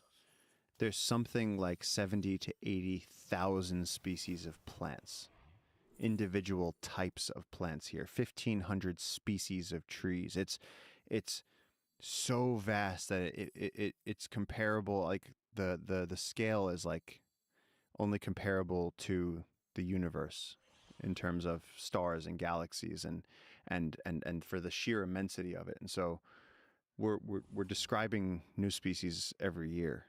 And just walking on the trail at night, you and I have seen you see a tiny little spider hidden in a crevice. And has the scientific eye ever seen that spider before? Has it been documented? Do we know anything about its life cycle? There's still so much that's here that is completely unknown. We have pictures of all these butterflies. Somebody went out with a butterfly net and caught these butterflies, took a picture of it, gave it a name, put it in a butterfly book. But what do we know? What host plant do they use for their caterpillars? What's their geographical range? What do we actually know? Not that much. So are there creatures out here that haven't been described? Absolutely. And some of them could be extremely effective predators in a niche environment. Yeah, absolutely. I mean, certainly in the canopy, 50% of the life in a rainforest is in the canopy, and we've had very limited access to the canopy for all of history. If you wanted to get up into the rainforest canopy, you basically have to climb a vine. Or what scientists, when I was a kid, I always used to see them with like the slingshots or the bow and arrows. They would shoot a piece of paracord over a branch, pull the rope up, and then do the ascension thing, and then you're up in this tree getting swarmed by sweat bees, getting stung by wasps. You're trying to do science up there in that environment. It's incredibly hostile. And so having canopy platforms. I actually met a guy at a French film festival who had used hot air balloons to float over the canopy of the Amazon and then lay these big nets over the broccoli of the trees. And the nets were dense enough that humans could walk on the nets and then reach through and pull cactuses and lizards and snakes, whatever, just take specimens from the canopy. That's how difficult it is that scientists have resorted to using hot air balloons. And so having a treehouse, having canopy platforms, there's starting to be more and more access to the rainforest canopy. And so we're beginning to log more data. We've even observed in our treehouse, which is supposed to be the tallest in the world, we're seeing lizards that we don't see on the ground, lizards that have never been documented on this river. Like we're seeing snakes where they're saying we saw this snake inside a crevice on that tree in the strangler fig, and we don't know what it is. It's just people haven't been up there. And that's where a lot of the monkeys are. That's where there's just a lot of dynamic life up there. Yeah. I mean, when you wake up in the canopy in the morning in the Amazon rainforest, as soon as the darkness lifts, as soon as that purple comes in the east in the morning, the howler monkeys start up. Yeah. And then the parrots start up, and then the tinamous start going, and then the macaws start going, and pretty soon everybody's going, and the spider monkey groups are all calling to each other, and it's just the whole dawn chorus starts, and it's so exciting. So you're saying when they're screaming, it's usually about sex? Sex or territory, usually. Sex and violence. Or implied violence, or the threat of violence. Yeah. I mean, howler monkeys in the morning, they're letting other groups know this is where we're at. We're going to be foraging over here. You better stay away. And so it's a little bit respectful as well. There is order in the chaos. So just speaking of screaming, macaws are like these beautiful creatures. They're lifelong partners. They stick together. So you often see they're monogamous. So you see two of them together. But when they communicate, their love language seems to be very loud screaming. Yeah. What do you learn about relationships from macaws? That it can be loud and rough and still be loving. And still be loving. But is that interesting to you that there's like monogamy in some species, that they're lifelong partners, and then there's like total lack of monogamy in other species? It's all interesting. I mean, there's the anti-monogamy crew who's like, we were never meant to be monogamous. We're supposed to just be animals. And then there's the other side of the crew that's like, we were meant to be monogamous. We are monogamous creatures. That's what God wanted between a man and a woman. And then other people are like, yeah, but I know about these two gay penguins, and so that's natural too. And so then everyone tries to draw their identity. They're trying to justify their identity off of the laws of nature. So the fact that macaws are monogamous really doesn't have anything to do with anybody except for that it's beneficial for them to work together to raise chicks. It's difficult. They rely on ironwood trees or aguaje palms, and it's difficult to find the right hole in a tree. There's only so much macaw real estate, and so they need to use those holes. And each one of those ancient trees, it's usually 500 years or more, is a valuable macaw generating site in the forest. And so if those trees go down, you lose exponential amounts of macaws, and that's how you get endangered species. And so that's why we're trying to protect the ironwood trees. Another ridiculous question. Tell me. If every jungle creature was the same size, oh boy, who would be the new apex predator, the new alpha at the top of the food chain? Dude, that's like Super Smash Brothers of the jungle. That's incredible. Yeah. Like bullet ants. If you had a bullet ant that was the size Can it be like a tournament? So everyone is pound for pound ratioed Yeah. for efficiency. So you have basically like a 6-foot bullet ant versus a huge black caiman versus an anaconda versus Yeah. ocelots are the size of jaguars versus. Yeah. Well, let's go bullet ant versus black caiman. But Same they're size. comparable Same size. size. I don't know, man. I never thought about it. I mean, bullet ant has these giant mandibles. It could probably grab the black caiman, and then at that amount of venom, you're talking about a bucket of venom going into that black caiman. Black caiman's going to get paralyzed immediately. Well, insects have just a tremendous amount of like strength. I don't know how they generate what the geometry of that is. The natural world can't create that same kind of power in the bigger thing. It seems like. It seems like ants and like just these tiny creatures are the ones that are able to have that much strength. I don't know how that works. What the physics of that is. So like an ant, a leafcutter ant lifting that leaf, that doesn't make any sense. Yeah. It doesn't make any sense. I don't know if that's a limit of physics. I think it's just the limit of evolution of how that works. One of the most interesting limits that I heard somebody talking about recently was the reason that dinosaurs didn't get bigger, even bigger, because the conditions on Earth were favorable towards it, was that at some point their eggs reached, there's physical limits, that their eggs reached a size that the eggs were so big that eggs need to breathe for the embryo to survive, and their eggs reached a limit where in order to have a shell that could hold the mass of the liquid and the young dinosaur, if they got bigger, it wouldn't be permeable anymore. Mm-hmm. And I thought that was so interesting because the entire size of physical creatures was determined by how thick shell can be before it breaks or before it can't pass air through it. Yeah, there might be a lot of the like biophysics limits. That's fascinating stuff. Just like the interplay between biology, chemistry, and physics of a life form. It's like this thing, there's a lot involved in creating a single living organism that could survive in this world. And bigger, being big is not always good. But being a big creature, it's for many reasons. Like you were saying, the big creatures seem to be going extinct. Yeah. For many reasons. But in the human world, it's because there seem to be of higher value. Given the current size of the jungle, I think that the MVP, the pound for pound goat, is ocelots. You're talking about like a mid-size 40, 50 pound cat that can climb, that does, unlike a jaguar, every time it hunts, it's going after a deer. It catches a deer. The deer could hit it with its antlers. It could tear it with its hooves.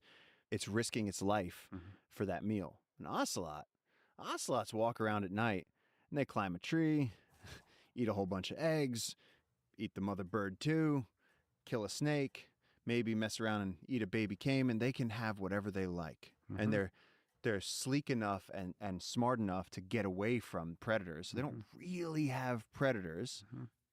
And so they sort of occupy this perfect niche where they can hunt small prey in high quantity without taking on big risks. And so if you had to choose an animal to be, it would probably be like an ocelot, or I would say giant river otters, which are so damn cool because the locals call them lobos de rio, river wolves, because they're so tough and they're so social and they're so like us because they're intensely familial groups. They live in holes by the sides of lakes and swim through the water and they catch fish all day long, piranhas. They eat them just like the scales go flying as they eat these piranhas. And they're so joyous in the way they swim, and they have friends and they have family, and I think we could relate to being a river otter, really, because I can't picture being a cat and being so solitary and just marching along a 15-mile route and making sure there's no other cats and coming in on your territory and marking that territory. It seems very solo and very cat-like. It's a lonely existence. And we humans are social beings. We're so social. And so to me, river otters is like having a big Italian family. You're like constantly eating, you're freaking out, just like causing problems with the black caiman. Take down a black caiman. Yeah, start a street fight. Yeah, it's a family thing. You mentioned piranhas. Yeah. What do you think? They're a source of a lot of fear for people. What do you find beautiful and fascinating about these creatures? They're also kind of social, or at least they hunt and operate in groups. Yeah, not in the mammalian way, though. Piranhas are in large schools, but fish are so different. Like if I can talk to you all day about how much I'd love to be an otter. Also, going back to the fighting thing, otters and weasels, muscelidae, tend to be very loose in their skin. So if you grab an otter, it can still rotate around to bite you. So it's like if I grab you by the back, you're stuck. You know, like we can't You grab them by the skin, Yeah. they can rotate around and just shred you apart. So they're really cool fighters.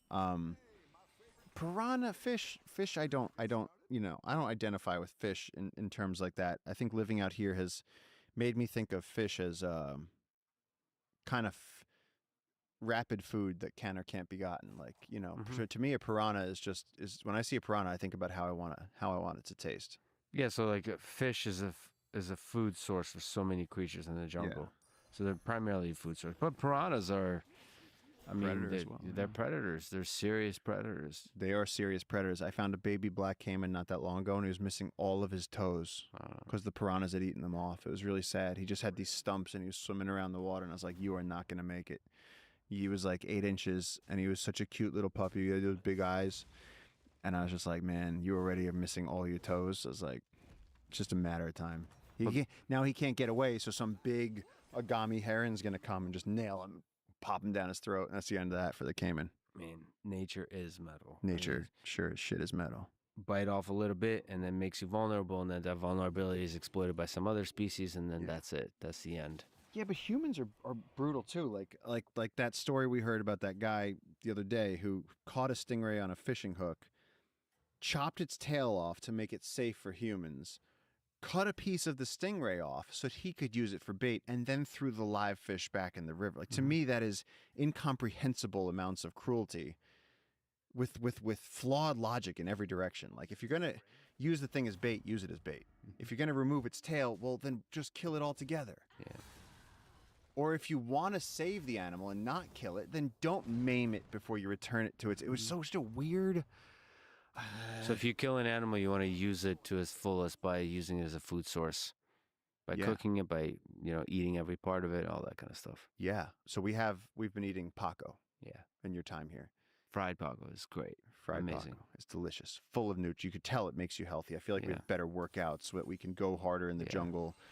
And so a few months ago in August when the river was down, there was a day that the river was clear. And a friend of mine, Victor, who's married to a native girl, he said, it's time to go Paco fishing. And at the time, we were stuck out here and we had no resupply.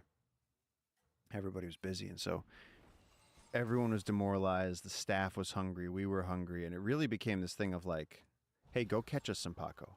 They were working on the trails. They were installing the solar. We were working hard and we didn't have food. And so we went out to the river. And what we did was we went upriver. We camped on the beach. And in the morning, Victor's wife was canoeing with the paddle, dead quiet. Don't let the paddle touch the wooden boat. Nikita was balanced in the middle of the thing. Victor's on the front with this huge fishing rod.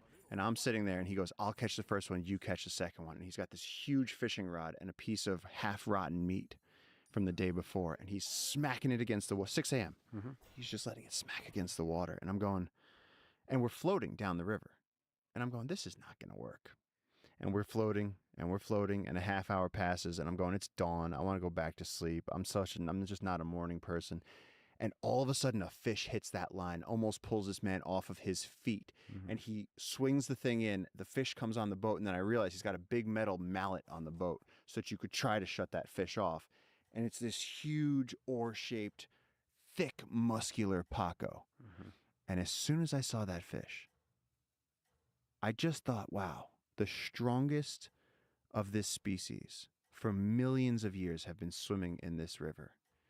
And suddenly we've, through this incredible combination of the boat and the cord and the hook, none of which we made, and the skill that he had from knowing how to fish a Paco, because otherwise there's no chance that you're getting that fish. They hide. They're very, very suspicious of what you're doing. We had gotten this fish onto the boat, and boom, you hammer it like a caveman. Boom. Doesn't die. Boom! You have to crush its skull. And now you have this fish, and you're holding this genetic material, this sustenance for your life that has been developing since the dinosaur times. It's so beautiful. The act, the sacred act of eating that, of the fish, of the competition with the fish. And we spent the morning fishing. We got 3 Pacos, 3 huge, giant vegetarian piranha. And I just remember touching them with so much reverence, thinking about the incredible history and how that before these rivers existed, those Pacos were swimming through the water and and trying to survive through history until we took just a few, and we did it respectfully, and we did it when we needed it most, not at a time when it was just for fun, and it was really, really special. Well, humans using them for sustenance, there's a collaboration there. That's something also that I've seen in the jungle, that there's creatures using each other, and it's like a dance of either mutually using. Just a few, and we did it respectfully, and we did it when we needed it most, not at a time when it was just for fun, and it was really, really special. Well, humans using them for sustenance, there's a collaboration there. That's something also that I've seen in the jungle, that there's creatures using each other, and it's like a dance of either mutually using each other, or it's parasitic or symbiotic. It's interesting. Like there's a medicinal plant you grabbed that was full of ants Yeah. that were like trying to murder you by biting. But they were defending the plant that they Yeah. were using for whatever purpose. But there's a clear dance there of the ants using the plant, and the plant existing there for other applications and other use for humans. And there's that kind of circle of life happening. But the ants were a defense so the plant didn't have its own defense mechanism. The ants, the army of ants, was there to protect the plant. Mm-hmm. And did you actually, when you remember we put our backpacks down at that one spot, and it was like the ants got on your backpack, and I said, oh shit, this is that tree. Did you actually get bitten by one of those? Because they're incredibly painful. The Tongarana one. They like, yeah, surprisingly painful because they're small. It's nothing like luckily have not been bitten by a bullet ant yet. But it's amazing because they live inside the tree. The tree comes standard with holes in it that allow the ants to move and to exist safe, and it protects their eggs, and they protect the tree. And so we saw that spot where there's a perfect circle around the trees because the ants had excavated the other vegetation so that those trees could have no competition to grow. Mm-hmm. The incredible calculation of how ants know to come programmed to garden that tree, and the tree somehow has been genetically informed to have ant habitat within itself. It's mind-blowing, and it actually is the foundation of a lot of existential confusion for me, because how the hell is this possible? Yeah, well, one of the things you mentioned that's also a source of a lot of existential confusion for me is ants. Yeah. And the intelligence of different creatures in the forest. There's these giant colonies, there's just giant systems. But even just looking at a single colony of ants, them collaborating, leafcutter ants, is an incredible system. So individually, the ants seem kind of dumb and simplistic, but taken together, there is a vast intelligence operating that's able to be robust and resilient in any kind of conditions, is able to figure out a new environment, is able to be resilient to any kinds of attacks and all that kind of stuff. What do you find beautiful about them? Like, as you said, just leafcutter ants in this jungle. Yeah. That's forgetting all the other hundreds of species of ants that are in this jungle. But just the leafcutters apparently digest roughly 17% of the total biomass of the forest. Everything, all these giant trees, all that leaf litter, 17% of that, almost a fifth of this forest cycles through leafcutter ant colonies. So they're constantly regenerating the forest. They're a huge source of the driver of this ecosystem. And so to me, when you see them working, it's, again, like I said, you see your friends as you go through the jungle. You see, the kapok tree, you see Kinea tree. You see, there's leafcutter ants doing what they're supposed to do. And it's just so beautiful. I find them very beautiful. Army ants, they're so tough. They're so ready to fight. They have this huge mandibles. They're just ready to, they're transporting their eggs. They're moving from here to there. Anything that's in the way is getting eaten. They're just savage. And they're kind of cute for that. Unless you're tied to a tree. The savagery is cute. I find that, it's kind of reassuring, you know. You want certain things to be tough. That's their part. Oh, that everybody plays a part in the entirety of the And the nature great, mechanism. you know, the powerful play. But yeah. But the army ants are so savage. You know, like if you step on army ants, they will all kamikaze, just attack onto your feet, and they'll just sacrifice their own life for the good of the thing, and they'll be trying to kill your shoes. And there's something funny about that to me. There's something like kind of reassuring. Again, unless Unless, imagine if you're going through the jungle and you slip and you fall and you twist your knee Yeah. and you fall in just the right way, but you can't get up. Yeah. You can't. You're stuck there. Yep. And then army ants find you. Yep. They will take you apart. There are records of horses that have been tied up and army ants come and they'll take out the whole horse. Imagine the pain of that. It might be raining on us very hard very soon. You want to pause? Nope. I think we'll stay here until the ship goes down. We should mention that there's this one source of light, and Yeah. we're shrouded in darkness. And now the night shift is going to take over soon, and we are in the Amazon rainforest. What does the rainforest represent to you? When you zoom out, look at the entirety of it. Carl Sagan's pale blue dot resonated with a lot of people. That everything you've ever heard of, all the heroes, all the villains, all of your ancestors, every achievement, tragedy, triumph, everything has happened on that one spot. This one tiny, tiny little rock that has life on it. And to me, the rainforests represent the crown jewel of that. As far as we know and to the best of our knowledge, and with our shrewd scientific brains at their fullest capacity, this is still the only place that we know that has life. And given that, the fact that there are still these tropical, towering, complex ecosystems that we are barely understand, crawling and full of the most incredible life, it's just, to me, it's so wonderful. It's so incredible. The waterfalls and the birds and the macaws and the jaguars, it's barely believable. Like if you were to theoretically tell a hypothetical alien that I live on this planet and there's just these places where everything is interconnected. Everything means something to something else. And the whole thing is this system that keeps us alive. And each tree is pumping air into the river. And there's an invisible river above the actual river. Mm-hmm. And the whole thing goes into stabilizing our global climate. And each little tiny leafcutter ant somehow contributes to this giant biotic orchestra that keeps us alive and makes our environment possible. That is beautiful. I love that. And so the rainforests to me are the greatest celebration of life and probably the greatest challenge for us as a global society, because if we can't protect the crown jewel, the best thing, the most beautiful part, then we're really, really missing the point. Yeah, the diversity of organisms here is the biggest celebration of life. That is at the core of what makes Earth a really special thing. That said, you and I have been arguing about aliens for pretty much the day I showed up. All right, so you brought a machete to this fight. Luckily, the table is long enough. I can't reach you can't reach me. So to you, Earth is truly special.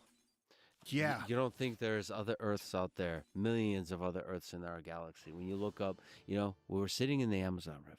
Okay. At dark, the storm rolled over. Yeah. And you started counting the stars. Yeah. 1, 2. And that was, once you can count the stars, that was a sign that the storm will actually pass. Eventually will pass, and that's what you're doing. 3, 4, 5, and it's going to pass. You're not going to have to sit in that river for like all night. So just a couple hours to keep yourself warm. Okay, each of those stars, there's Earth-like planets around them. Okay. Why do you think there's not alien civilizations there? You can write down a calculation on a napkin. You can cite different Hollywood movies. You can point up to the pieces of light in the stars. But if I talk about show me a single cell that's not from this planet, it's still not possible. And so I agree with you that the likelihood is there. All indications point to it. It would be fascinating, especially if it was done imagine finding a planet of alternative life forms, not necessarily even intelligent. Imagine just a planet of butterflies, whatever, something else. That would be amazing. But I'm concerned with the reality that we have in front of us is that this is the spaceship. This is life. Yeah. And so right now, given that reality, maybe that's the case. Maybe there are other planets. Or maybe we are the first. Maybe life originated here. Maybe God, the universe, whatever. Maybe this is it. This is the testing ground for something bigger, and this complexity and this diversity of life and this life that we have is that important. And I think that part of what we do when we go, oh yeah, but there's other planets, where first of all we're taking an assumption into reality without, I mean, aliens right now are about as real as Santa Claus. We think they're out there, but we're not sure. Maybe they're a little more real because, it could make sense. No one has an alien. No one's seen an alien. No one's even seen cellular life. And so I'm not, again, if they showed up tomorrow, great, let's study them. But right now, we have this very simple threat going on where we can't stop killing each other and our living environment. And so while some people can specialize in looking to the stars and to other planets and talk about being an interplanetary species, I'm very much concerned with the fact that here in our home turf, our living environment, where the air is good and the rivers are clean and the trees are big and there's macaws flying through the sky and salmon in the rivers, not only do we have a responsibility to each other and to our children to protect this incredible gift that is our entire reality. Seems kind of weird to, at some point, conservation seems kind of ridiculous. Like you're begging people to not pollute the things that keep them alive. It's almost kind of silly at a point. But we have this incredible thing where there are fish in the ocean and in the rivers. They come standard with life on Earth, and we're harming the ability of Earth's ecosystems to provide for that life. And we are the generation that's going to decide if those systems continue to provide life to all the people on Earth and all the generations, and by the way, all the other animals that exist for their own reasons, other consciousnesses that we're just beginning to understand, elephants, humpback whales, whatever, families of giant river otters. Not everything can be seen from a human perspective. These are other species that have their own stories. And so I'm more biocentric than anthropocentric in that I think that nature is important, but I also believe that we are special. We are the most intelligent animal. So one, I agree with you. There's some degree to which when you imagine aliens, you forget for a moment how special and important life is here on Earth. Yes. But it's also a way to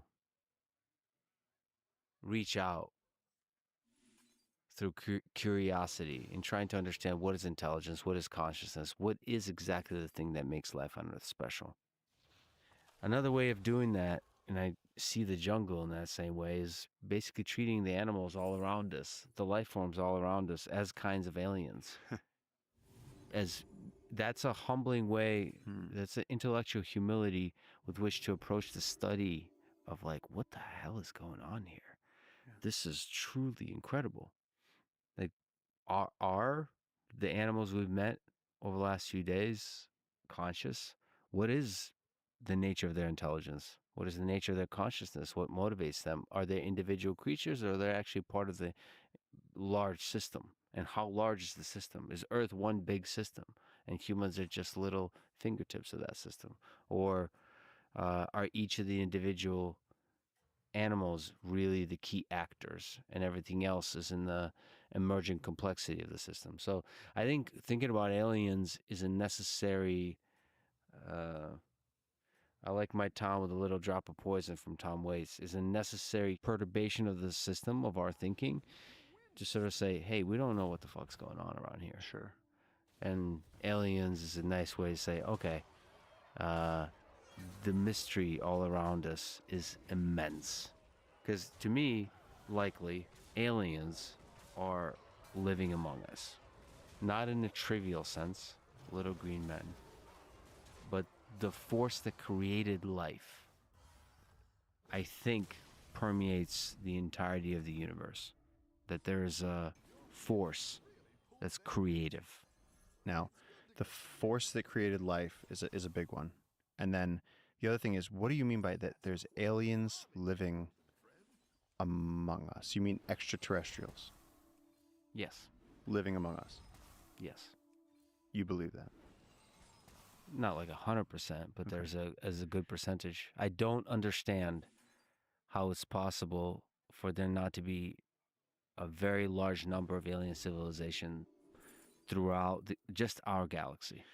But that's different than saying that they're living among us. If you tell me that there's aliens living 5 galaxies over and that they're just out there somewhere, I'm kind of more on your side than that they're here. Because just like Bigfoot, like we have camera traps, we have DNA sequencing through water now. Like we can. You're telling me no one found one wing nut of a ship in all, like the Egyptians up until right now. No one in Russia saw like a crashed ship, took a picture, tweeted that shit real quick, and I think there's no Bigfoot. There's no trivial manifestations of aliens. I think if they're here in ways that are not comprehensible by humans because they're far more advanced than humans. They're far more advanced than any life forms on Earth. So they're, even if it's just their probes, we cannot just even comprehend it. I think it's possible that they operate in the space of ideas, for example, that ideas could be aliens, feelings could be aliens, consciousness itself could be aliens. So we can't restrict our understanding of what is a life form to a thing that is a biological creature that operates via natural selection on this particular planet. It could be much, much, much more sophisticated. It could be in the space of computation, for example, as we in the 21st century are developing increasingly sophisticated computational systems with artificial intelligence. It could be operating on some other level that we can't even imagine. It could be operating on a level of physics that we have not even begun to understand. We barely understand quantum mechanics. We use it. Quantum mechanics is a way we use to make very accurate predictions, but to understand why it's operating that way, we don't. And there's so many gigantic, powerful, cosmic entities out there that we detect. Sometimes can't detect dark matter, dark energy, but it's out there. We know it exists, but we can't explain why and what the fuck it is. We give it names, black holes and dark energy and dark matter, but those are all names for things that mathematical equations predict, but we don't understand.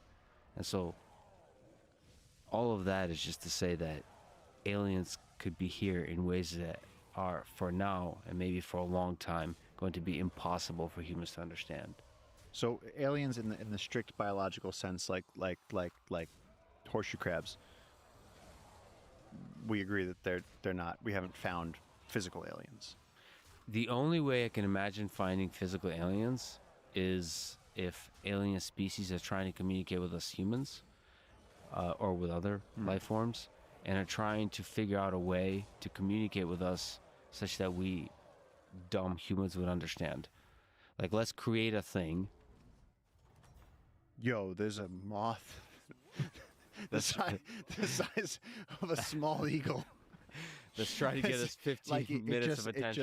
It just might. Big fan of the podcast. Okay. Lex, I love you. All right. So wouldn't it be interesting? It would be really fascinating to me if we found out that there were aliens living among us and we couldn't see them. And what some of the people were calling aliens, the scientists, the religious people were calling angels. And then everybody had this realization that whether you call them aliens or angels, there are these there is way more to the universe than we're realizing. For me, the fact that there's a skull on the table. Yeah, there's a skull on the table. There's now a skull in your hand. There's now a skull in my hand of a monkey with a bullet in its head that I found on the floor of an indigenous community where they eat monkeys. I didn't kill the monkey, so save your comments. But, in terms of the animals, I think that when I see space, my feeling, and I'm not requiring anybody else to have this feeling, but because it's the only place that we know that there's life, and we have no idea how it started, I just think it's so important to protect it, and for me, it's just as much about our children as it is about the little spider monkeys and the little baby caiman that are in the river right now, because life is so beautiful. And I think that there's a huge amount of intellectual responsibility that we can transfer off of ourselves if we go, yeah, the rivers are filled with trash, and yeah, extinction is happening, but we have to be an interplanetary species anyway, because at any moment, this could all end from an asteroid, and like everything's going to shit anyway. And so it's like we're fucking up this planet. And it's like that's we're just being angry teenagers who are, you know, going goth for a while. And it's like, what if you just rolled up your sleeves and said, holy shit, wait a second. You know, we can pretty much do whatever we want. We can fly all over the world. We can do heart transplants. We can watch Netflix in the Amazon if we wanted to. Like, we could do all this amazing stuff. We can capture on video our adventures and go back and watch them again and again and again. There's so much incredible opportunity that technology has allowed us to do, and we're the richest in history. I mean, we could do everything. We could cross the whole planet in a second, and it's like, that's an amazing time to be alive. And if we just don't fuck up the ecosystems and kill all the other animals, we got it made. Yeah, so it is true that we can destroy ourselves with nuclear weapons, but it also is true that that snake that I got to handle yesterday is like one of the most beautiful things Earth has ever created. In that little organism, it is encapsulated the entire history of Earth, and it's beautiful. So both things are true. Yeah. We should worry about the existential destruction of human civilization through the weapons we create, and we should become multiplanetary species as a backup for that purpose. But also remember that this place is really, really special, and probably, if not difficult, probably impossible to recreate elsewhere. And by the way, there's something incredibly powerful about a skull. Yeah. If you've ever hold a human skull, it'll give you it'll weigh on you for a sec, because you look into the hollow eyes of this face, and suddenly you feel your own teeth, you feel your own skull, and you go, holy shit. You go, what is going on? It's like taking acid. You just go, oh boy. Mm-hmm. I forgot that I'm a ghost inhabiting a meat vehicle on a floating rock. But even a monkey, yeah, it's like looking at a ancestor. You know, not a direct ancestor, but it's like a, you know, like you looking at a puddle at a reflection. Mm-hmm. A little blurry, but it's a little blurry, but it's still there. Yeah, it's still there, and like the roots of who we are is still there, and it's all kind of incredible. Do you ever think of the tree of life, just kind of like where we came from? Yeah, the jungle is ephemeral. It's a system that just keeps forgetting, because it's just churning and churning and churning and churning. It has, in some ways, no history. But to create the jungle, to create life on Earth, there's a deep history of lots of death, sex and death. A festival of sex and death. Life on Earth. That's what I see in the skull. Yeah.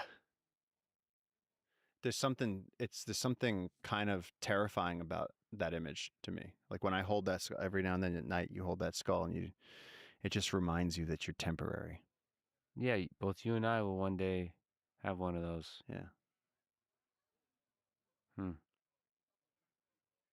Mine will be bigger. God. The male competition continues. The silverback slaps the lesser male once again. Do you have a lighter? Yeah, bro. You want to light this blunt? Yeah. What are your favorite animals to interact with? I mean, my absolute favorite animal to interact with is 100% elephants, which there's no elephants here, but I've been incredibly privileged to spend some time with elephants, both in India and in Africa, and I think that they're so smart and so complex that we do a really bad job of understanding what an elephant really is. Mm-hmm. I think that most children probably think of elephants as like something kind of cuddly. Most adults probably have a similar misconception of them. When you see an elephant, when you see a 12-foot tall bull elephant with bone coming out of its face with huge tusks, and those giant, it's an octopus-faced, butterfly-eared behemoth that's a survival machine, and it'll look at you and just go, do I have to kill you to keep safe? And it's just, they're so tough, and they have dirt on their back, and they have flower petals, and their little hair, you realize they have hair all over their body, and the power to throw a car over, to flip it. Just one of the most impressive animals on Earth, and I think that I've gotten really good at interacting with wild elephants in a way that's respectful to them. And I think that when an elephant allows you to be in its space, it's because you're showing submissiveness and respect for the elephant space. And they're so intelligent that they're communicating with seismic vibrations through the earth, that they have a matriarchal society, that they can remember the maps of their ancestors, that they know how to find water, that they can solve problems. They're such beautiful animals, and they're so, talk about aliens, they're so alien looking. These big So weird heads and the trunks with all those muscles, and they're so different than us, but yet I actually think that we grew up together. You know, they kind of raised us, sibling species, that we've inhabited the same epoch in history, and we've relied on the ecosystems that they've created. And I think that they have a deep understanding of humans, elephants, and I think I see them more like aliens, more like non-human beings that we share the earth with. So I don't see it as we're humans and they're animals. I actually see elephants as sort of a separate society, along with humans, as one of the dominant species on the planet. So almost every species, especially the intelligent ones, especially the big ones, are their own societies that overlap and sometimes co-develop. Yeah, I think whales, I think elephants, I think that there's those higher, no one's suggesting that sardines are, somehow need human rights or something, but I think that elephants need representation in governments because they influence their landscape, they engineer their environment, they have emotions, they have families, they have burial rituals. They're so like us, and yet we treat them like they're just oversized cows that we have to be scared of. They're not the same as domesticated livestock. They're one of the treasures of Earth. I mean, look, let's just say little green men showed up. And they said, well, what's Earth? It's like, well, there's mountains, there's rivers. It's like, well, how do I do this? There's mountains, rivers, there's elephants. It's like one of the first things a baby learns is elephant. Even if he's never seen one, it's just so iconic on Earth. Like you said, Darren Aronofsky. The elephant walking over the camera. I haven't seen it. You said it's incredible. Yeah. So at the Sphere, the postcard from Earth, I mean, it's a celebration of Earth. Yeah. In all forms, and one of the critical big creatures in that film is an elephant, and it steps over the audience, and the whole sphere reverberates that power. I mean, some of it is size. Yeah. Some of it is like, how did Earth create this? It is a weird looking creature, but we take it for granted because we've accepted that this Earth can create this kind of thing, but it is weird, beautifully weird. Oh, it's beautifully weird. I mean, elephants, there's something really impressive and wise about them. Yeah. There's also beautiful weird that doesn't come with so much grandeur. Like, to me, a giraffe is beautifully weird. Yeah. But they're just, they're 18-foot tall camel deer things with, giant necks, and they're strange, and they're absolutely serenely beautiful, but they don't have that deep intelligence that elephants have. There's something that elephants have. Do you see it in their eyes? How does the intelligence manifest itself? Well, this is the thing. When I was reading Franz de Waal's book, a lot of what he was saying was that, people give elephants human problems to solve in controlled environments and call it, a study on elephant intelligence. Whereas if you're watching wild elephants and you're in the wild, you're going to be watching them in a way that they're looking. You've pulled up in a safari vehicle, or you've pulled over to the side of the road, and the elephants are wary of you, so they're not acting natural. But as soon as you start watching wild elephants, truly in the wild and comfortable with your presence, you see how they start caring for their babies, or how they can get annoyed. I once watched elephants around a water hole, and there's this warthog, and I don't know why, but this warthog decided he needed to get in, and there was this young male elephant, and he kept turning around to this warthog and just being like, don't make me do it. Now, this elephant did not need to hurt the warthog. Yeah. And the warthog was just like, I need a drink, I need a drink, I need a drink. Much simpler brain. The elephant was like, you could just tell, he was like, watch this. And he just went and crushed the warthog like it was a big beetle. Yeah. And crushed his pelvis, and the warthog dragged itself away on its front legs and probably went off to die. But this young elephant put out his ears, and he like paraded around with his tail up, and he was like, look what I did. Destruction. And it's like, that's a very relatable type of, he was annoyed with the warthog. Yeah. And so you see them do these things. Mm-hmm. I mean, the most magical thing, and I've spoken about this many times, was that I was walking with a herd of semi-wild elephants that were crossing through a village in India because elephants have lost a lot of their territory because there's so much population in India. And so we were crossing through a village, which is very delicate because the matriarchs are leading the babies, and there's villagers who have no idea what an elephant is, and they're watching the elephants cross. And the matriarchs backed this girl up against a wall, and she was terrified, standing there with her back against the wall.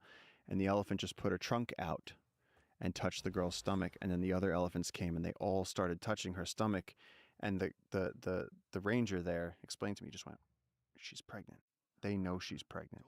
They can smell. They can tell, and they're curious." And all the female elephants came to investigate the pregnant girl, and she had no idea what was going on. And so it's like that stuff.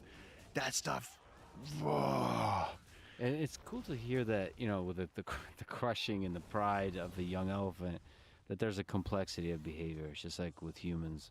I mean, Yeah, it's not always pretty. That's the thing, man. Humans are capable of good and evil, and sometimes we attach these words. I love that it's an orchestra of different sounds. Yeah. And that one is sex, which... That's a bamboo rat calling out for a mate. A mate. All right. Good luck to you, buddy. Yeah. Good hunting. Humans are capable of evil things and beautiful things, and I wonder if animals are the same. You think there's just different personalities and different life trajectories for animals, like as they develop in their understanding of social interaction, of survival, of maybe even primitive concepts of right and wrong within the social system. Do you think there's a lot of diversity in personalities and behavior? Just like different people? Is there different elephants? Of course. And what I really like is that you said, is there a perception of what's right and wrong? Because elephants have a code of ethics. And so for the simplest example is that as young males begin to grow, they start developing these tusks, and those tusks are a tool, and they use them. So for Indian elephants, the females don't have tusks and the males do. The females kick the males out of the herd. The females keep all the sisters and the aunts and the cousins together, but the males are their own thing. And so here's the thing: so what you get is these crews of male elephants, and the older males will, there's play fighting that goes on around. Two young males can play fight, but the older males, they'll kick some ass. They'll show them how to behave.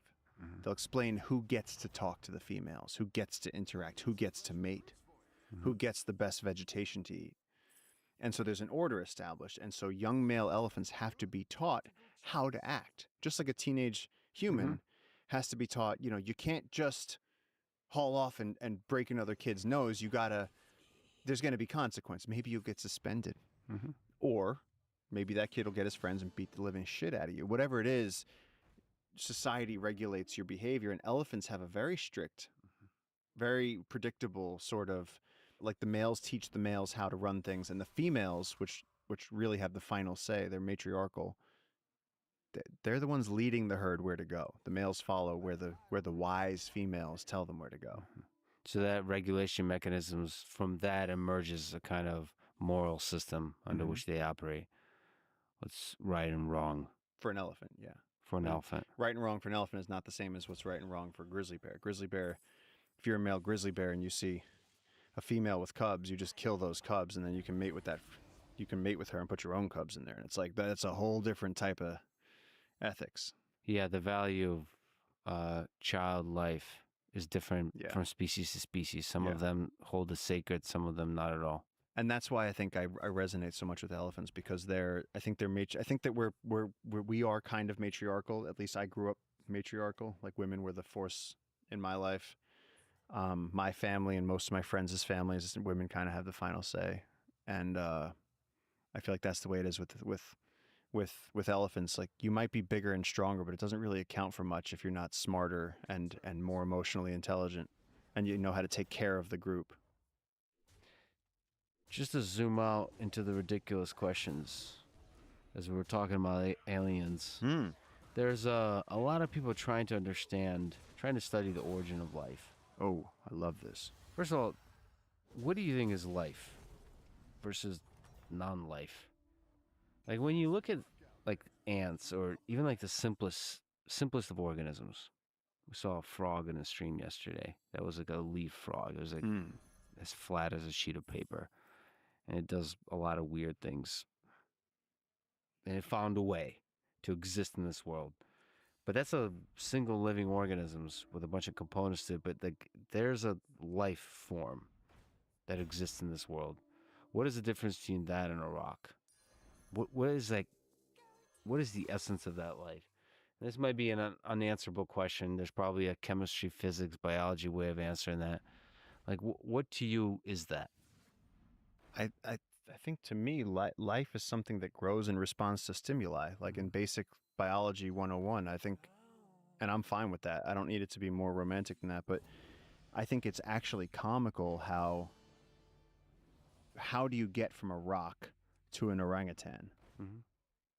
You know, and our answer for that is primordial soup. Maybe there was just stuff on Earth, and then the stuff just got up and started walking. Maybe there was nothing happening, and then all of a sudden there was a cell, and the cell had function, and then it complexified, and then it started reproducing and found male and female parts, and what? Like we are so under-equipped to understand how the hell we got here, let alone ants or even bacteria. I see this so many in very simple mathematical models, like something called Game of Life. There's cellular automata. You could see from simple rules and simple objects when they're interacting together, as you grow that system, complex objects arise. Like that emergence of complexity is not understood by science, by mathematics at all. And it seems like from primordial soups, you can get a lot of cool shit. And the force of getting from soup to like two humans on microphones, not understood, and it seems to be a thing that happens on Earth. I tend to think that it's a thing that happens everywhere in the universe, and there's some deep force that's pushing this along in some way. That there's something I don't want to sort of simplify it, but there is something that creates complexity out of simplicity that we don't quite understand. And that's the thing that created the first living organism on Earth. That like leap from no life to life on Earth, that's a weird one. That's a weird one. Because you can imagine, I think that the Earth is 4.5 billion years old, and you can imagine just this rock of a planet with like rain and storms and elements and iron and granite and like just random stuff. It's pretty easy to imagine that. But then I remember that book. I think we all had the same book when we were kids, and then like they show this like fish-like animal crawling out of the primordial soup, and it's like, bro, you just missed the most important part. Author of that book, bro.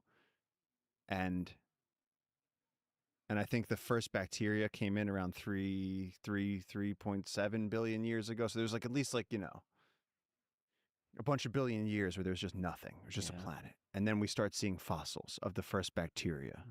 And the bacteria stuck around for a long time, 1 billion, 2 billion years. It's just very, very long. Just bacteria. Just bacteria, but a lot of them. A lot of them. Wow. There's probably a lot of innovation, a lot of murder, a lot of interaction. Yeah. And then, I mean, there's a few big leaps along the history of life on Earth. Yeah. You know, the predator-prey dynamic, that was a really cool innovation. It's almost like innovation. It's like features on an iPhone. It's like, it's nice. Like predator-prey, eukaryotes, so complex multicellular organisms emerging from the water to land. That was weird. That was a interesting innovation.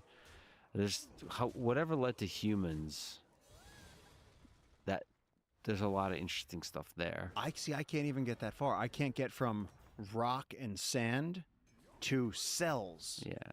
That's a huge. Yeah.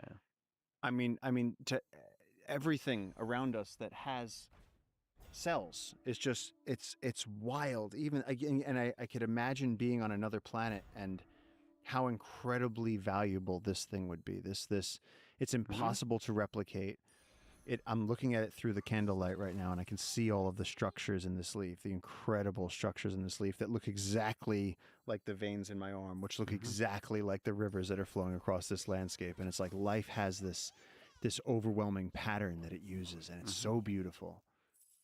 I just think it's, yeah. When you imagine the days of the lightning and the volcanoes and the primordial soup, there's a big gap there, and it's fascinating to think about, and it's fascinating to see how different people's belief systems lead them to different answers there. Not to give any spoilers, but Postcard from Earth, so Darren Aronofsky's film, the idea there is there's probes that are sent out from Earth So to cool. all these other planets, and each probe contains 2 humans, a man and a woman, and those 2 humans are in love. So think of a couple in love. They're sent there with all the information, basically a leaf that holds the information of what it takes to create life on other planets, to recreate on Earth and other planets. And the 2 humans hold all the information for the things that make life on Earth special, especially in human civilization, is love, consciousness, the social connection. So all that information is sent in the probe.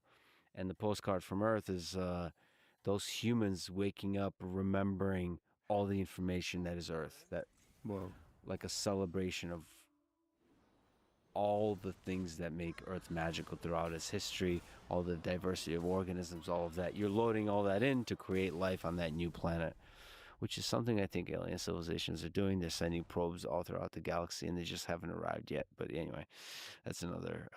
That's so beautiful, and one of the things that I think I want to see that so much, and one of the things that I love about Aronofsky's work is the fountain. And what I find so beautiful about that is that now here he's saying, okay, we're sending probes out to other worlds, alien civilizations, and in the fountain it was sort of what I thought he did so beautifully was braid together those 3 stories, where in one, I don't remember if he's in a spaceship or if that's supposed to be like his soul. The other one, he's a scientist in sort of like comparable times to ours, and then he's the Spanish explorer. But either way, there's the tree of life, and it sort of braids together all of the major religions. And it made me think of that quote that you hear where it says, oh God, what was it? Christ wasn't a Christian, and Buddha wasn't a Buddhist, and Muhammad wasn't a Muslim. They were all just teachers who were teaching love. And it's like the fountain sort of says nature is that driving force, and it's our job to understand that the game is love. And that's what the main character in the fountain needs to learn, is that it's nature that's going to carry your soul through this thing, and that there's so much you don't understand. And the epiphany at the end, God, I love that movie.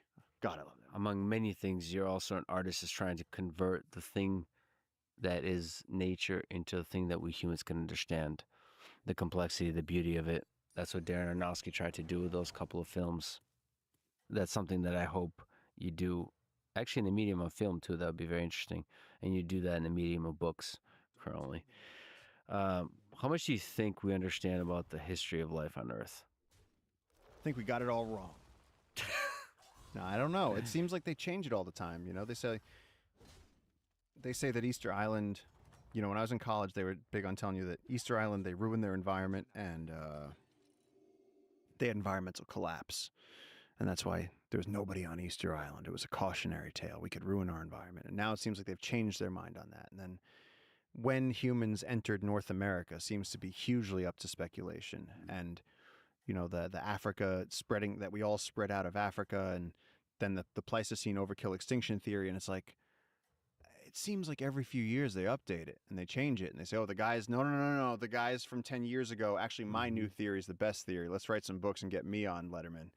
And it seems like there's a new prevailing theory that's really always exciting and edgy about how we got here and where we came from and how we dispersed, and maybe even has some political implications, like how we should use the Amazon moving forward. Like the Amazon was engineered by people, so fuck it, let's just cut it down. Yeah, I tend to believe that we mostly don't understand anything, but there's an optimism in continuously figuring out the puzzle of Sure. that. We offline talked about the Graham Hancock Flint Dibble debate on Rogan. I like debates personally. Yeah. So Flint Dibble represents mainstream archaeology, and I actually like the whole science, the whole field of archaeology. You're trying to figure out history with so little information. You're trying to put together this puzzle when you have so little, and you're desperately clinging on to little clues. And from those clues, using the simple possible explanation to understand. And now with modern technology, as Flint was trying to express, that you can use large amounts of data that's like imperfect, but just the scale, and using that to reconstruct civilizations.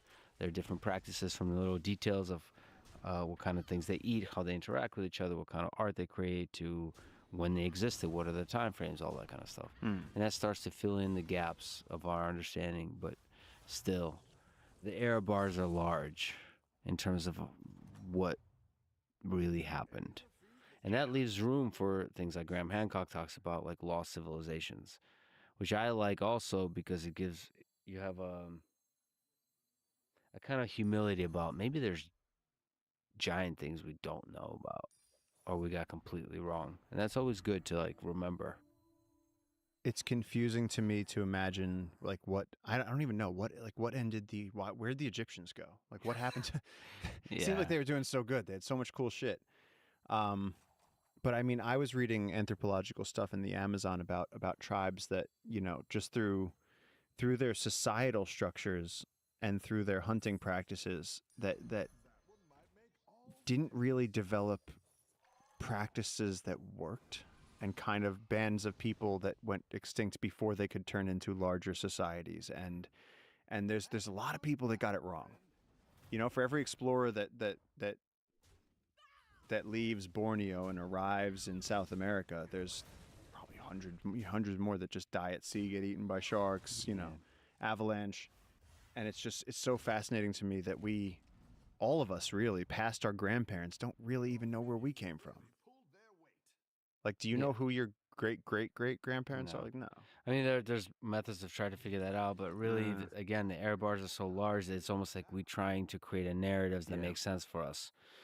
You know, that I'm 10% Neanderthal, therefore I can bench press this much, and therefore my aggressive tendencies have an explanation, when in reality there's so much diversity of personalities that they far overshadow any possible histories we might have.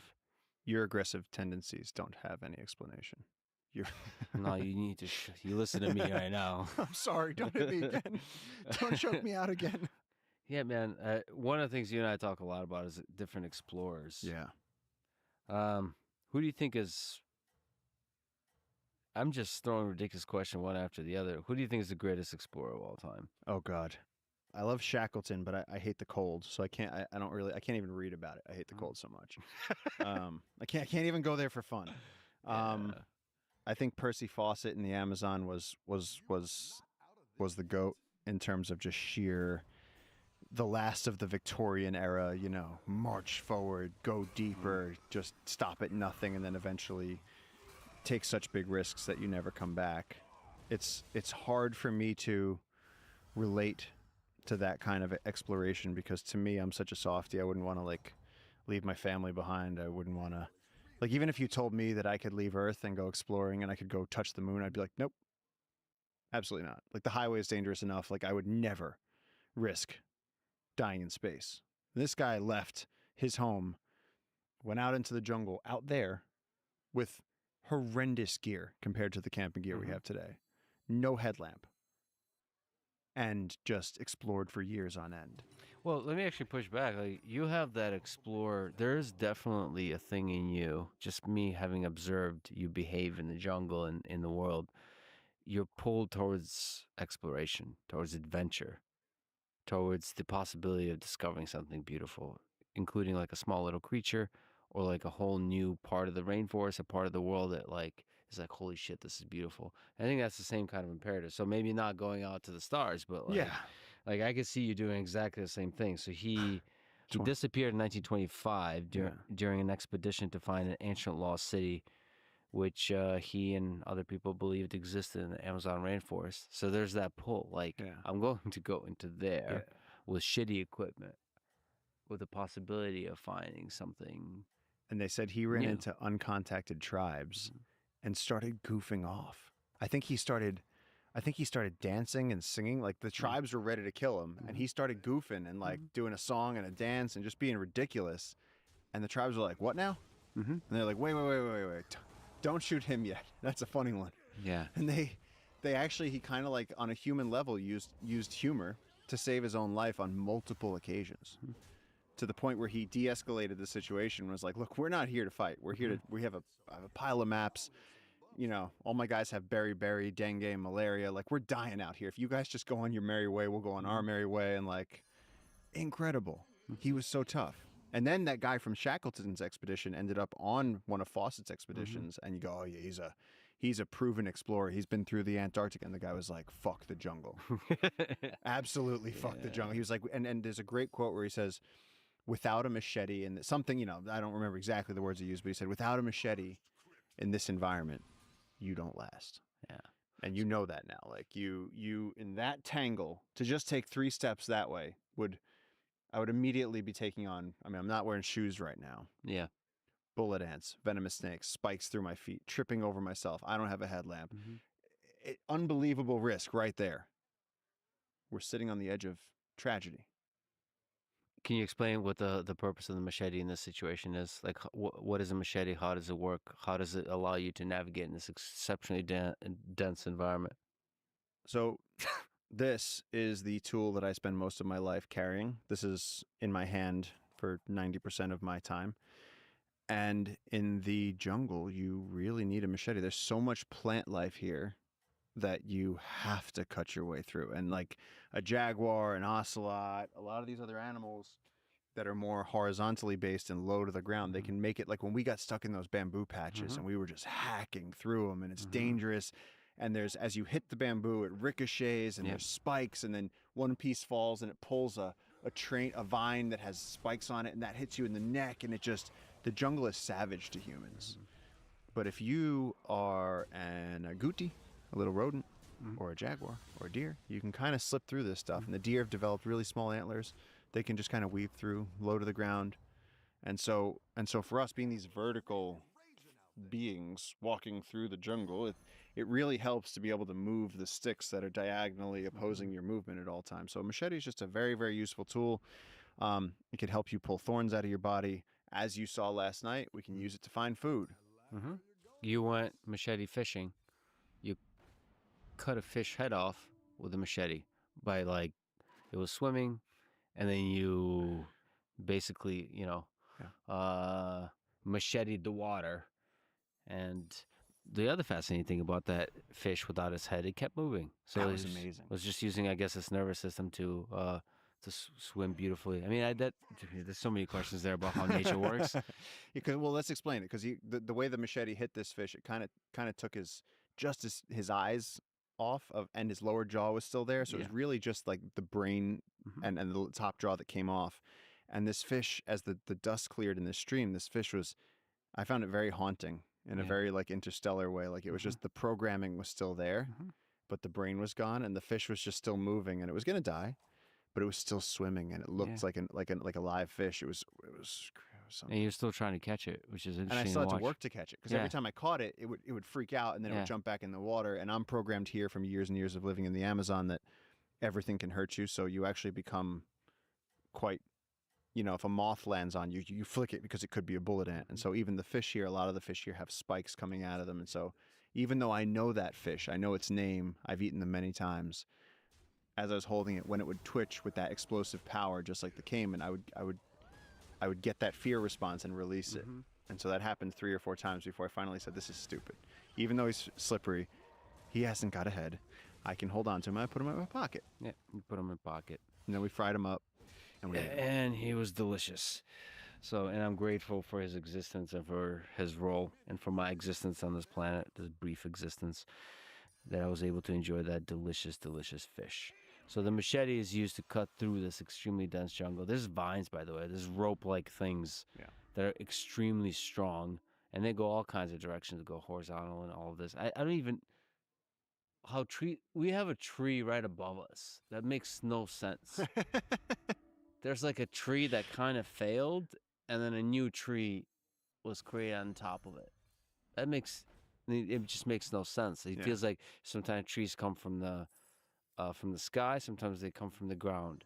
I don't really quite understand how that works, because there's new trees that grow on old trees, and the old trees rot away, and the new trees come up. Yeah, That so whole mechanism. strangler figs. And so strangler figs, as you go across the world's ecosystems, that whole belt of, whether you're in rainforests in the Amazon, the Congo, Indonesia, all across the tropics, you have strangler figs. And the amazing thing that this species does, it's become a keystone species across the planet with a hyper influence on its ecosystem wherever it is, because they produce fruit in the dry season when the rest of the forest is making it hard for animals to find fruit, to find food. And so the bats, the birds, the monkeys, they all go to the strangler fig.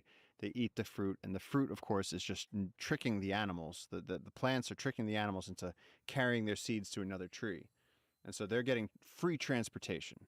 Monkey takes a poop on another tree after eating strangler figs, and then that strangler fig sends out its vines, gets to the ground, and then as soon as it begins sucking up nutrients, outcompetes that tree for light, grows hyperdrive around the trunk of that tree, and then eventually that tree will die, and the strangler fig will win because it got a boost up to the top. Whereas these little trees down here, they're gonna have to wait their turn. They have to wait until a tree falls, until there's a light gap, and then they have enough food to grow quick. And so this whole thing is an energy economy. Everything is just trying to get sunlight. And so strangler figs, yeah, top-down trees growing, or parasitic top-down octopus trees growing over other giant trees. And you've seen the size of some of the trees here. So, back to Percy Fawcett and exploration. What do you think it was like for him back then, 100 years ago? God damn. Going to the jungle. Well, see, the thing is, those guys didn't go with the locals. They came down here with like mules, and they tried to do it their way. Yeah. And so he's one of the people that wrote about the green hell, the jungle as the oppressive war zone, where there's nothing to eat and everything is killing you. And it's, I think that image is so wrong, because as you saw last night, we could go, if we went out with JJ right now, we would machete fish some fish. We could start a little fire. We'd do it all in shorts. Like to JJ, it's green paradise.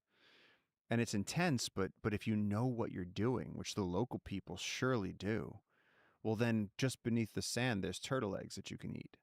And inside the nuts on the ground, there's grubs that you can eat. And if you really needed to, you could just jump on a caiman and eat that, because their tails are pretty full of meat. And it's like, there's actually unending amounts of food here.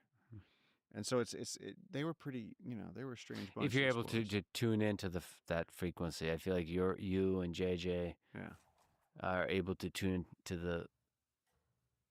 the frequency of the jungle that is a provider, not a destroyer of human life, right? Yeah. Like a thing to be collaborated with, not fought against. Yes, but we're coming at that with our modern lens, because we're coming down here with, I've survived how many infections in the jungle where those probably would have killed me before. Yeah.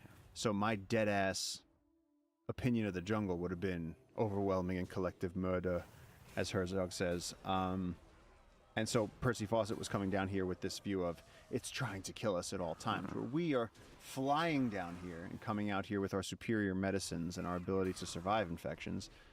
And so it is different for us. It is different. We're coming at this very, very different. But Fawcett, to me, was like the last of like the real swashbucklers, like the really batshit crazy explorers that just went out into the dark spaces on the map.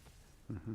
And it's very hard for me to identify with him. But with, for instance, Richard Evans Schultes from Harvard, that's someone where you go, okay, now we're getting to the point where I can start to understand. I mean, just like the conquistadors, and they tell you the conquistadors showed up, and, they killed the Spanish killed 2,000 Inca on the first day, and then they marched to this city. And they're like, when I hear about that, can you imagine yourself just like slaughtering a bunch of women and children and soldiers, and then just like drinking some wine and doing it again tomorrow? Like, I can't actually wrap my head around that. Yeah, it just seems like an entire different world. Nah. Like different world. Different value system. Different value system. A different relationship with violence and life and death, I think. We value life more. We resist violence more. Yeah. Like I can't, like if we saw a car accident, I feel like if I saw a car accident, like, or if you see a little bit of war, some violence, like it affects you. These people were so comfortable with those things. Yeah. It was such a normal part of the Spartans, the Comanches, like they became so comfortable with war to the point that it became what they did. Mm-hmm. And they celebrated it too. They celebrated it. And direct violence too, like taking that machete and murdering me. Or if I got to the machete first, me murdering you. Not a chance, bitch. And then I would put it on Instagram on and his show own off. And the number of DMs I would get from murdering you with a machete. Meanwhile, half the world right now is messaging me saying my DMs are filled with take care of Lex, don't lose Lex, make sure Lex comes back safe. Lex is a national treasure. We love Lex. Make sure he holds a snake. The amount of love that is out there. Meanwhile, I emerge from the jungle with blood around me with a machete, and I take over your Instagram account. He's very humble. He doesn't want to hear about the love. All right. So what do you think makes a great explorer? Whether it's Percy Fawcett, Richard Evans Schultes. By the way, say who Richard Evans Schultes is. He's a biologist, so that's another lens through which to be an explorer. Yeah. Is to study the biology, the immense diversity of biological life all around us.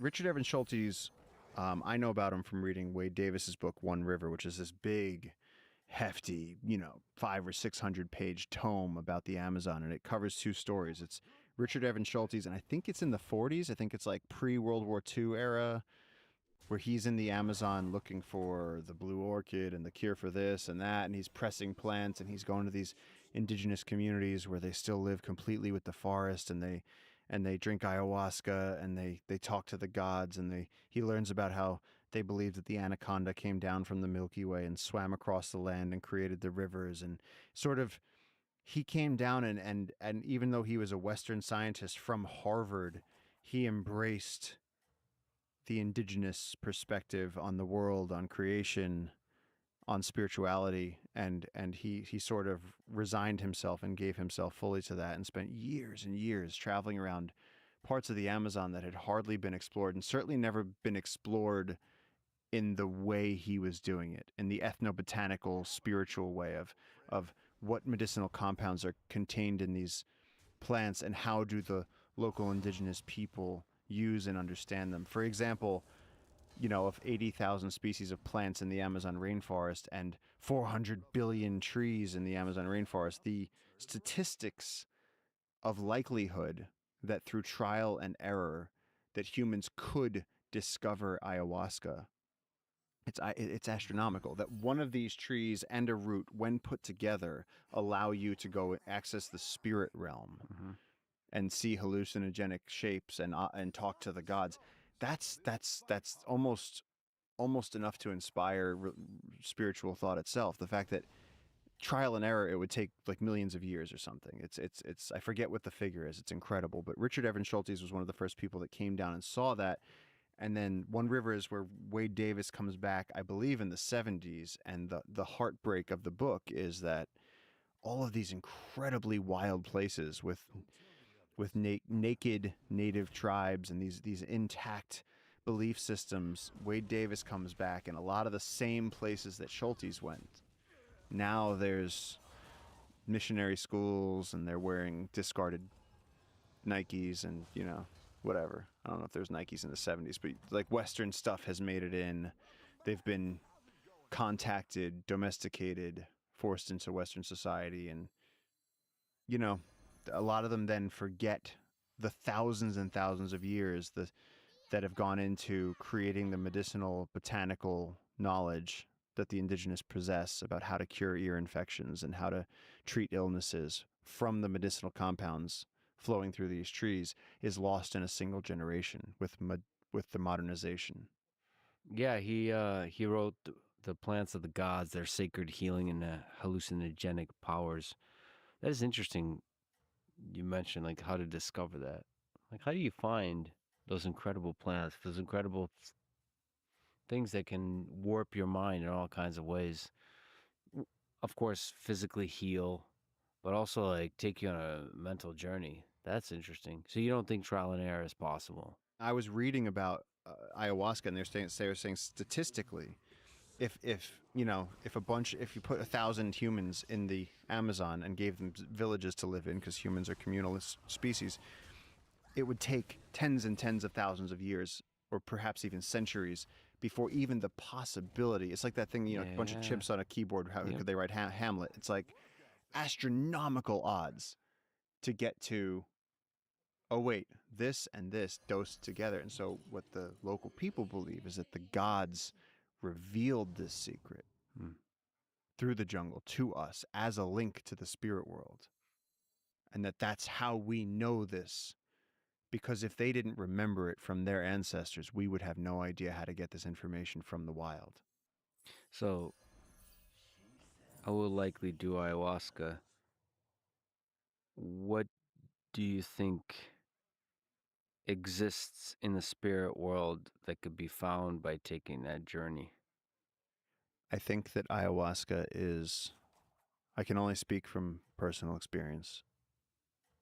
And for me, it was as if your brain is a house you've lived in your entire life, and it's a big house, it's a mansion, and there's many, many rooms that you didn't even know exist, hidden rooms behind the bookshelves, under the floorboards, rooms that you had no idea were there.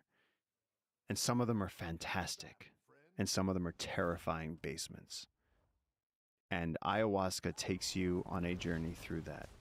At its most effective, you sit in front of the shaman with the candlelight, with the sounds of the jungle, and you drink this substance. And after that, what happens is the journey is all inside. And the shaman's supposed to be able to guide you through that. But in my experience, you're so deep inside, like falling through nebulas, out in space, no physical form, or crawling through the jungle. It's really, really powerful. Like it's not like the recreational drugs that everyone does, like where you go, oh, I did mushrooms and I could see music, like. And I was talking to my friends, but no, like you're face down on the floor, usually vomiting, sometimes shitting, having dialogues with the creator. And that can be traumatizing as well as amazing. That's a really good way of looking at it. It's a big house, and you get to open doors that you've never have before and discover what rooms are there inside you. You ever think about that, like that there's parts of yourself you haven't discovered yet, or maybe you've been suppressing? How much are you exploring the shadow? Oh boy. So say you, me, Carl Jung, and Jordan Peterson are in a deserted island together. Fuck, I didn't even make my bed today. There's no bed on an island. Great. It's a campsite. I want to see you and Jordan Peterson do ayahuasca together. I think that's the thing. Ayahuasca to me, I've kind of told you about, like I've experienced some things that really made me believe that there's a benevolent force around us. But to me, ayahuasca was like a ride through the scariest parts of the universe, to sort of be like, here's what it could be like.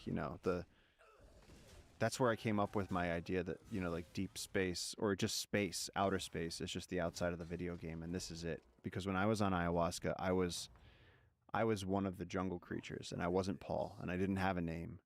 And for a long time, I saw many things, and I arrived at this spot in the jungle where there was a big tree, and all the animals were there, and they were all not in words, not in any language that we can understand, but they were all discussing what to do about the threat, and it was all leaving, it was all flying up, and it was fire, and the jungle was being destroyed, and it was like I went, and then after that it was just space and stars and silence, like crushing vacuum silence for years, and that was terrifying. That was fucking terrifying. When I came back and I had hands, man, I can remember my own name.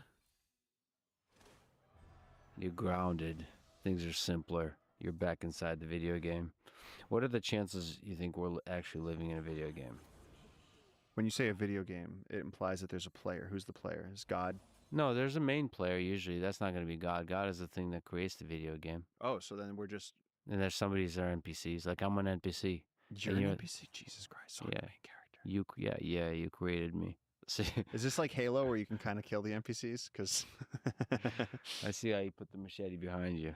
Okay, I think I'm just gonna take a stand here. I think that because people, I'm just sick of fucking playing it halfway. I think that because people live indoors in climate-controlled boxes in cities far away from nature, they've completely lost track of everything that's real, and they've started to think that we're living inside of a simulation. Notice that nobody carrying an alpaca up a mountain thinks that we're living inside of a video game. No. They all know that it's real because they've had babies on the floor of a cold hut. Yeah.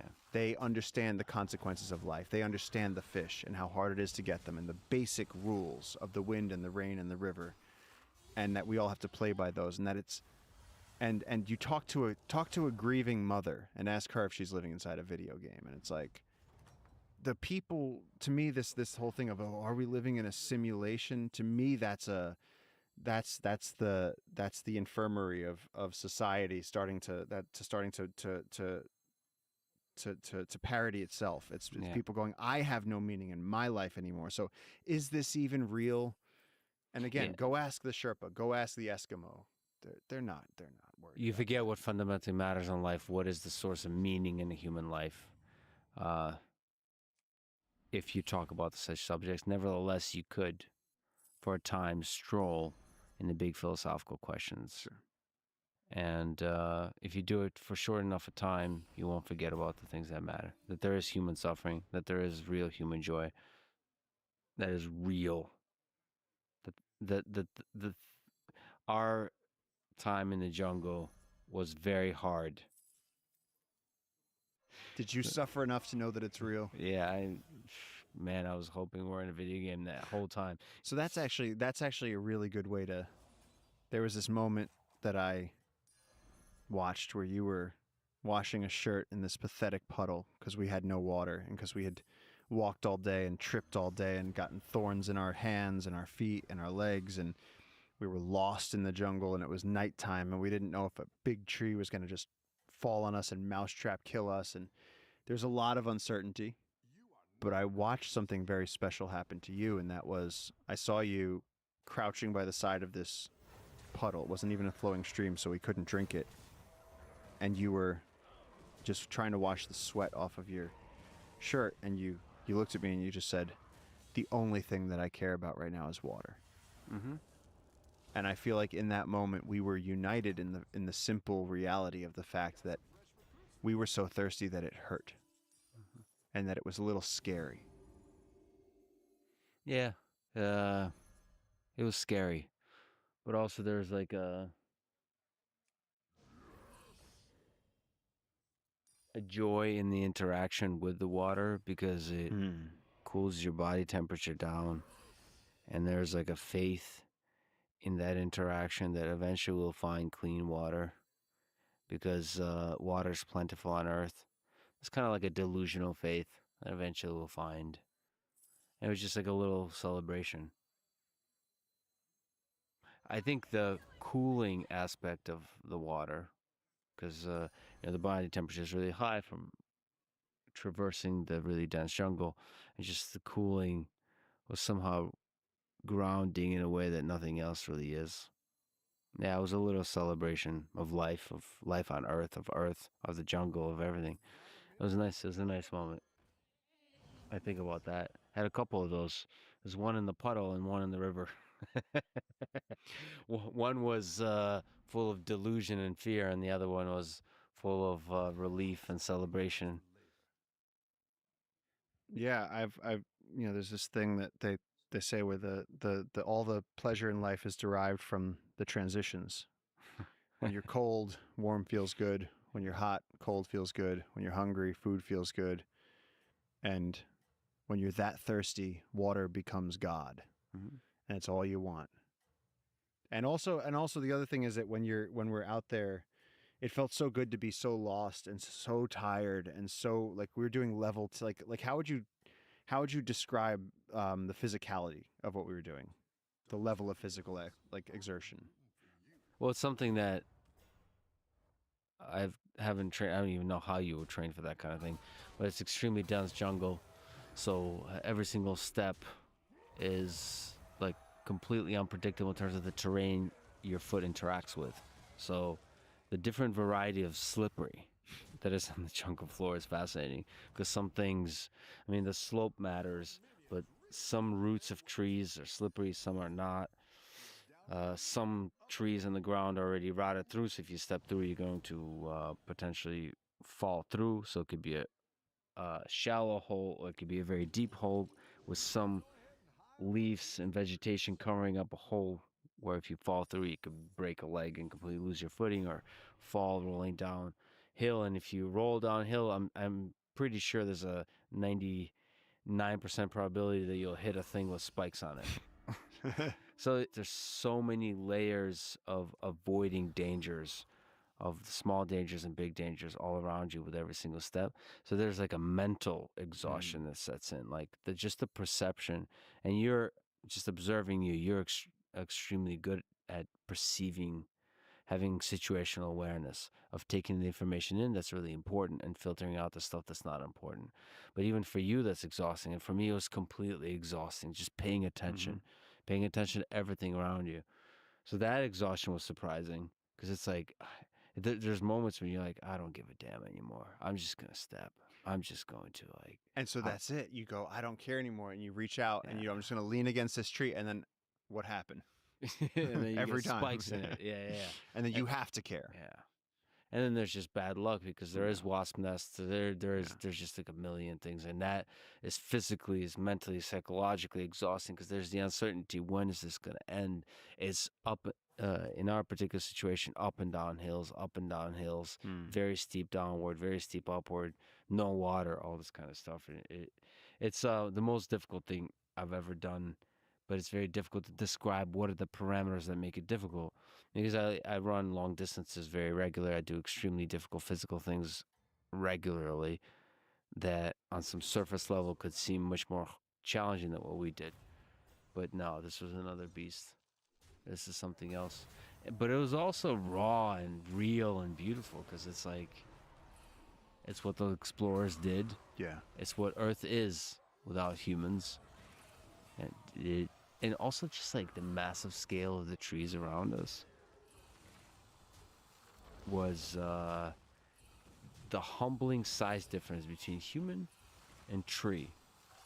It's both humbling in that like that tree is really old.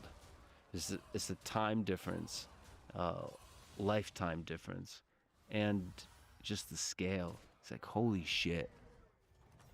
We live on an earth that can create those things. It makes me feel small in every way. That life is short, that my physical presence on this earth is tiny, how vulnerable I am, all of those feelings were there. And in that, the physical endurance of traversing the jungle, was the hardest journey that I remember ever taking. Every step. And then that made making it out of the jungle, and then made it the swim in the water that we could drink. That was just pure joy. It was probably one of the happiest moments in my life.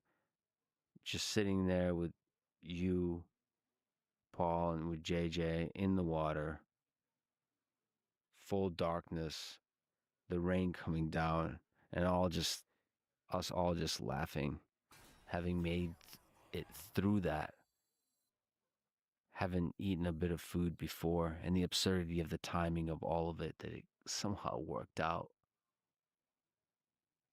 And how we're just three little humans sitting in a river. Just our heads emerged barely above water with jungle all around us. What a life. That was a real adventure. That was a real adventure. That was a real one. Yeah. I'll never forget that. So it's a real honor to have shared that. Of course, we had very different experiences. When you saw a Cayman in that situation, you're like, I have to go meet that guy. It's a friend of mine. Well, I mean, we were in the river in a thunderstorm, just our necks above. We're all laughing our asses off, and I mean, we're in the river with the stingrays and the black caiman and the piranha and all the electric eels and everything, and it's pitch black out. Yeah. And then what were we doing? We were holding our headlamps up, and there was those swirling moths, the infinity moths, all making those geometric patterns. And it's like we were just three ridiculous primates, three friends in a river, just laughing. Yeah. Because we were safer in that river than we had been in there, and we were rejoicing that the thunderstorm was compared to the war zone that we'd been living in. The thunderstorm was safe, and it really was a beautiful moment. And also that like very different life trajectories have taken these three humans into this one place. Yeah. It's like, what? Yeah. Wow. Is this universe that would like, because we're kind of like those moths. You know what I mean? Like we'd come from some weird place on this earth, and we'd have all kinds of shit happen to us, and we're all pursuing some shit and some light, and we ended up here together enjoying this moment. Yeah. Or something else. It just felt absurd. And in that absurdity was this like real human joy. And damn, water tasted good. Oh, water's good. Man, water and those little oranges. Yeah. Those things. And then I would just say, like, do you feel like, I feel like running, like no matter how much I run, I feel like you run, you do a workout and then you stop. Like maybe people who do ultras feel this, but like I felt like we woke up. It was like, wake up at dawn, 6 a.m. Let's start walking, break camp, go. And it's like pretty much you just don't stop all day. And it's level 10 cardio all day long. And you're sweating buckets and there's no water. It's like you would never put yourself through that voluntarily. You couldn't. You would never have the resolve to continue torturing yourself. Except for that we were trying to make it to freedom, to get out. And it's like the obsession of that with the compass and the machete and the navigating. Fuck. I think there's something to be said about like the fact that we didn't think through much of that, and we just dived into it. I think we're like laughing and enjoying ourselves moments before, and once you go in, you're like, oh shit, and you just come face to face with it. Yeah. I think that's what, whatever that is in humans that goes to that. That's what the explorers do. And the best of them do it to the extreme levels. Well, I think that what we did was to a pretty extreme level because we left the safety of a river, of knowing where we were, and voluntarily got lost in the Amazon with very little provisions. On a very, now that we're back, now that we experienced what we experienced, I really can't stop thinking about how fucking stupid it was that we did that. Yeah.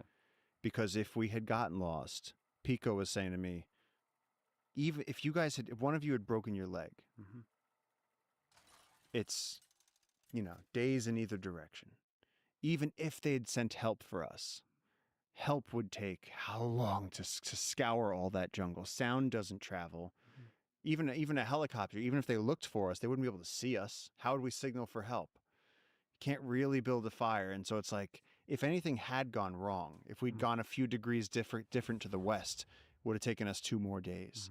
If we'd gotten injured, it'd be carry through that. Yeah. And so somehow only afterwards am I really going, wow, thank God we got out of this. Thank God. After I see so many people going, make sure nothing happens to Lex Friedman. Yeah. I'd be the deadest motherfucker on earth if anything happened. It somehow works out. It does seem to somehow work out. Let me ask you about Jane Goodall, another explorer of a different kind. What do you think about her? About her role in understanding this natural world of ours?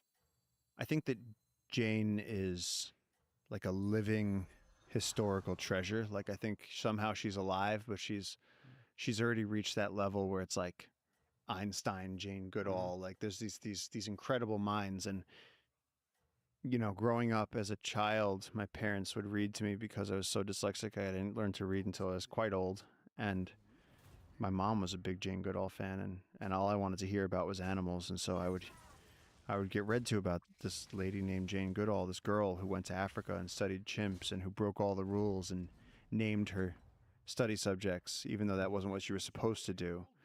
And she became this incredible advocate for Earth and for ecosystems and she seemed to realize as her career went on that teaching children to appreciate nature was the key.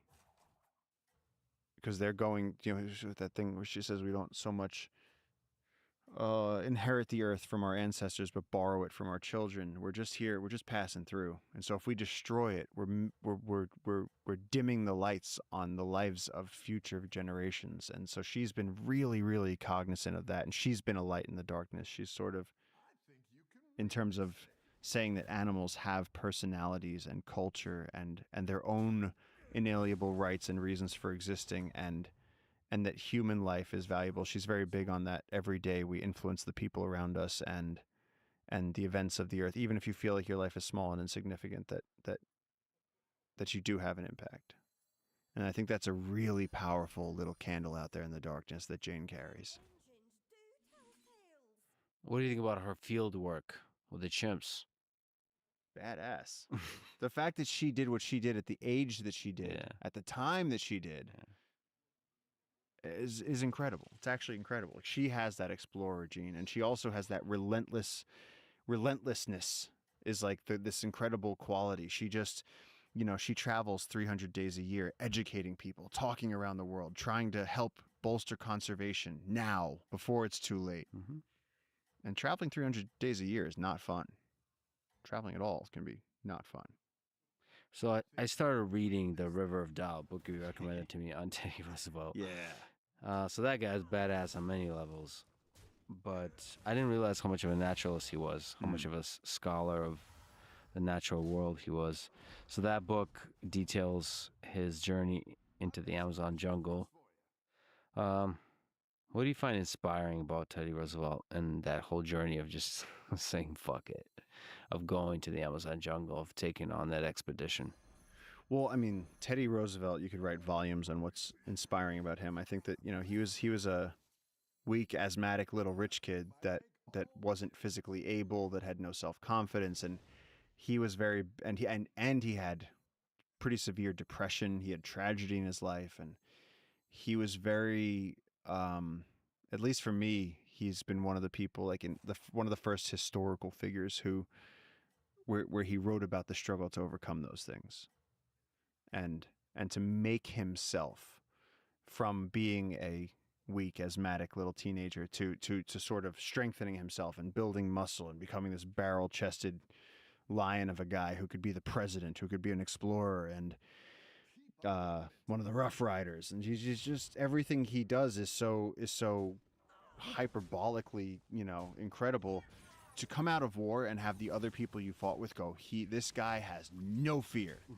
I mean, he must have just been a psychopath and had no fear. And then proving it further was that thing where he was going to give a speech to a bunch of people and he got shot in the chest. Yeah, and it went through his spectacle case and through his speech.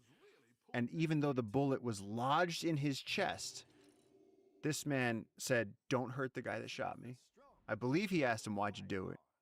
And then as he's bleeding and in the rain, said, no, I'm not going to the hospital. I'm going to keep going with the speech. What a badass.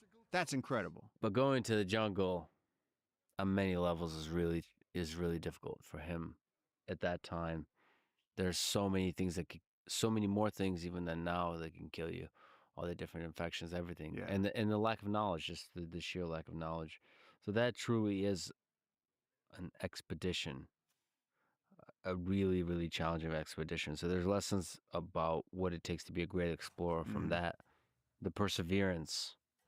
How important do you think is perseverance in exploration, especially through the jungle? I think it's all there is. If you hear about the people, and I think that is a tremendous metaphor for life, because whether you hear about that plane that crashed in the Andes and the people were alone and freezing and they had to eat each other, and some of them made it out. Some of them kept the fire burning. And Teddy Roosevelt voluntarily, after being president, threw himself into the Amazon rainforest and survived. Came so close to dying, but survived. And so perseverance is all of it. I mean, I think that's our quality as a human. So they also mapped. So on the biology side is interesting. Yeah. But they mapped and documented a lot of the unknown geography and biodiversity. What does it take to do that? So when I see you move about the jungle, you're always like, you capture a creature, take a picture, write down, like, so you can find new creatures, find new things about the jungle, document them, sort of a scientific perspective on the jungle. But back then, there's even less known, much less known about the jungle. So what do you think it takes to document, to map that world and new unexplored wilderness? I mean, they're clearly pressing botanical specimens. They're probably shooting birds, and Roosevelt knew how to preserve those specimens. I mean, he really was a naturalist, so he knew exactly. So if he's seeing these animals, to them, whereas we'll take a picture and identify it, they were harvesting specimens, taking them with them, drying them out.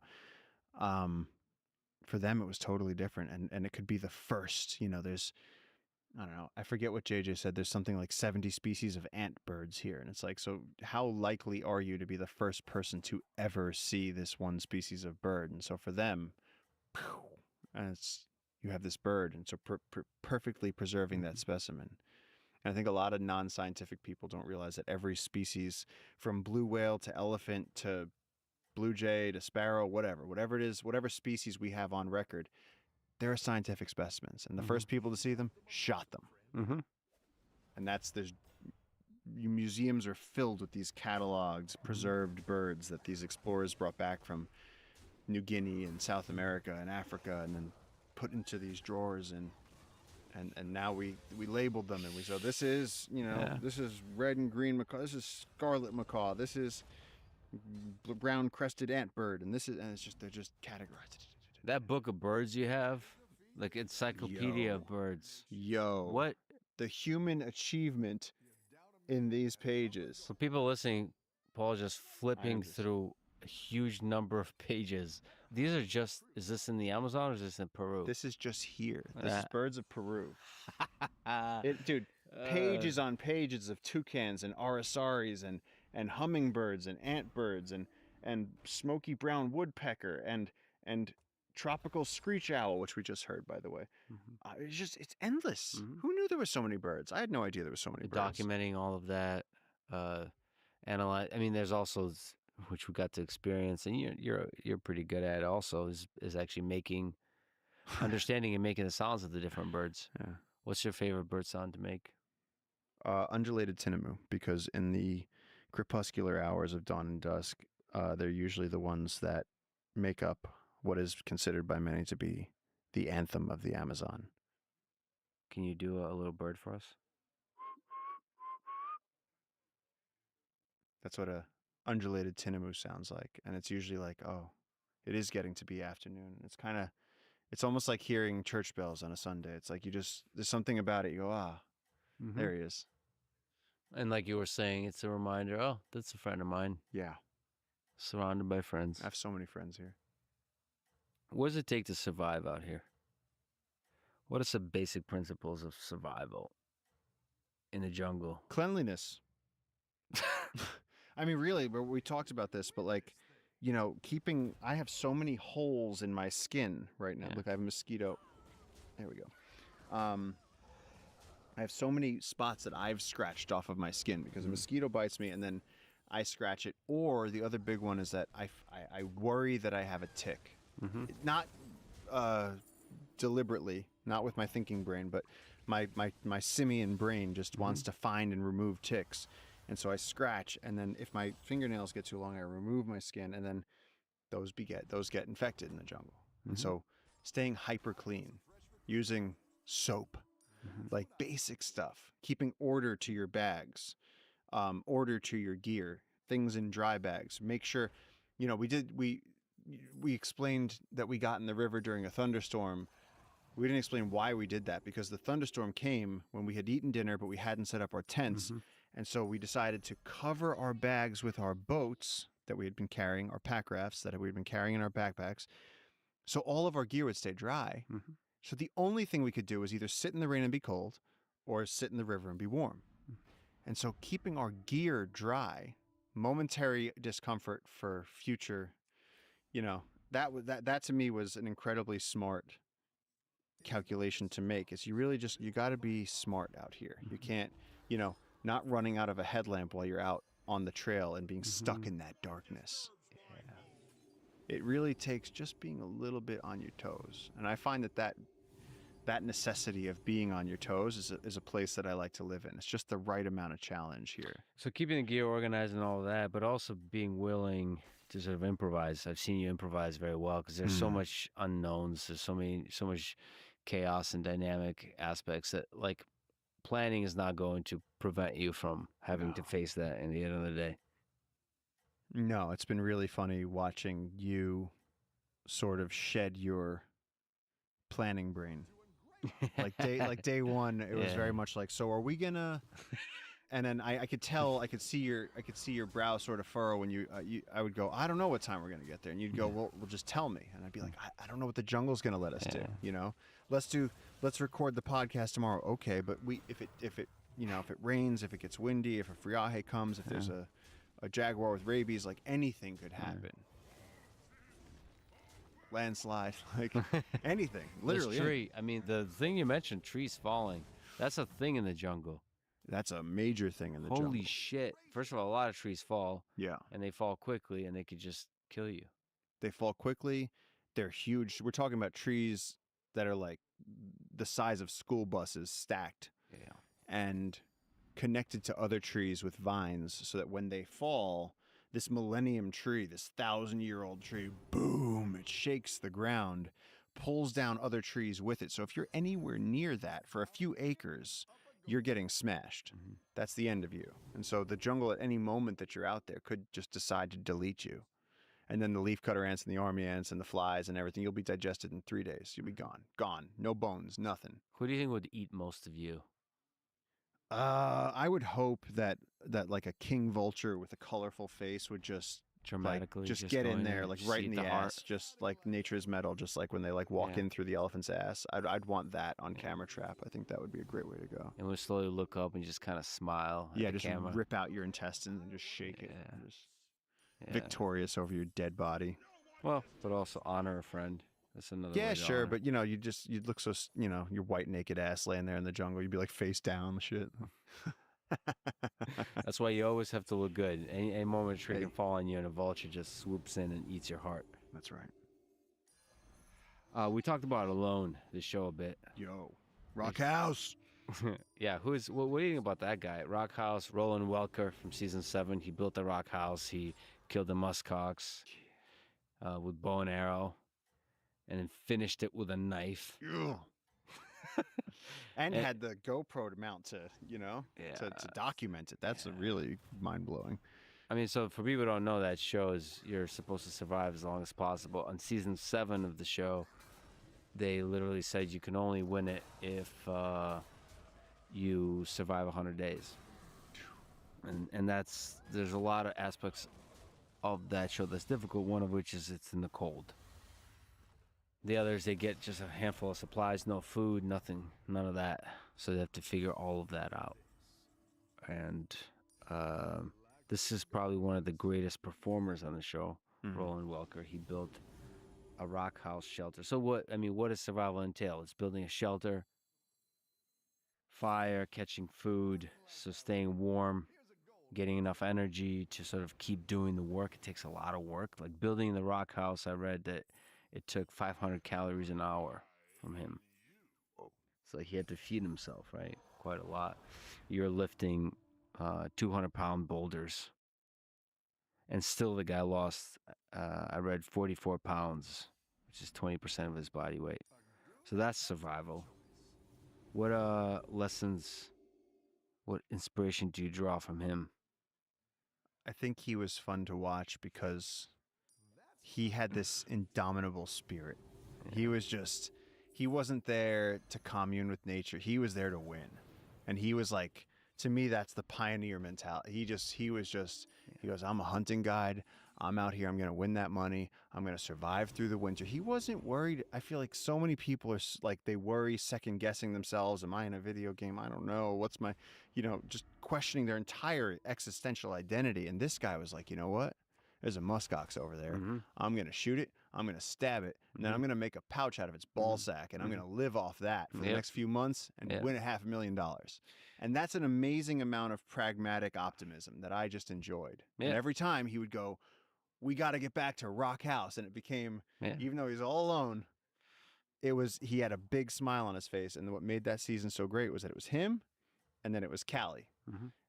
And Roland had, the muscle and could make Rock House. And then Callie was the opposite. She was this girl who, she could hunt with her bow and she knew how to fish. And she wasn't using raw power, but what was so endearing about her was that how much she loved being out there. As hard as it was and as isolationist as it was, she was smiling every time the show cut to her. She was like, hey, everybody, it's morning. Can you believe the frost? Like, you've been out there for 100 days. Amazing I think it was really an amazing show of that the game is all here. The game of life. The game of alone and the game of life. Because it's the same thing. Yeah, she maintained that sort of silliness, the goofiness all through it when the condition got really tough. And she had a very different perspective as, Roland didn't want any of the spirituality. It's very pragmatic. Yeah. And for Callie, it's a very spiritual connection to the land. She said something like she wanted not only to take from the land, but to give back. I mean, there's this kind of poetic, spiritual connection to the land. It's such a dire contrast to Roland. But she's still a badass. I mean, to survive no matter what, no matter the kind of personality you have to be a badass. I think she took a porcupine quill from her shoulder. That was crazy because I think it went in somewhere completely different and it migrated to her shoulder. Yeah. And the way that I understood that is because I said, that's impossible. Yeah. Because I remember that. She's like pulling up her shirt and she's like, there's something. And then she like pushes it out. Yeah. And I remember I was like, hold up. How? Yeah. And it was because the barbs, once it goes in, as you move and flex your body, it moves a little bit each time and it can just migrate. Like, I didn't even think of that shit. Plus, if I remember correctly, I think she caught 2 porcupines. The second one was like rotting or something, or infected. It had an infected body, whatever. It had the spots on it. Yeah. She chose not to eat it. No, and then she chose not to eat it at first, and then she decided to eat it eventually. Yeah. Oh, I forgot that. Yeah, and that was an insane, sort of really thoughtful, focused, collective decision. Waiting a day and then saying, "Fuck it, I need this fat." And that was the other thing, is like fat is important. Oh yeah, it's like meat is not enough. You learn about like what are the different food sources there.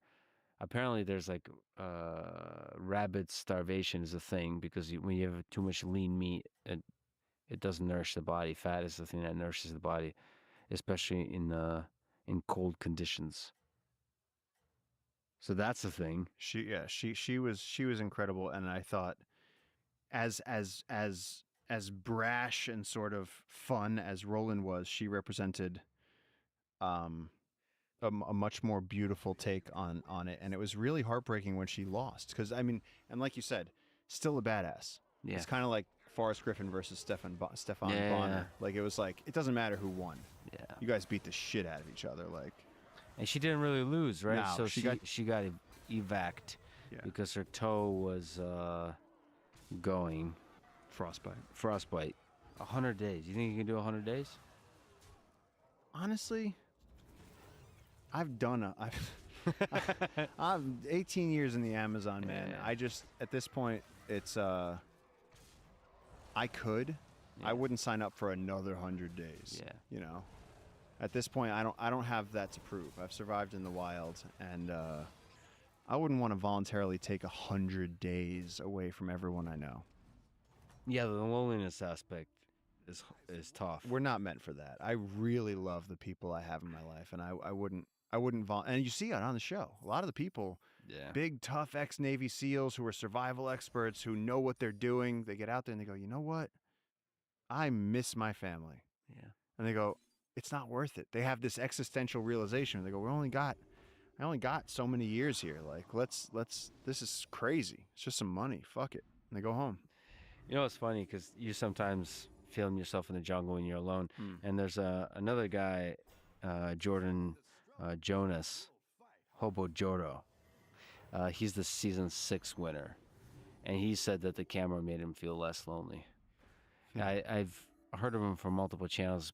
One of the things is he spent all of his 20s in living in Siberia with the tribes out there.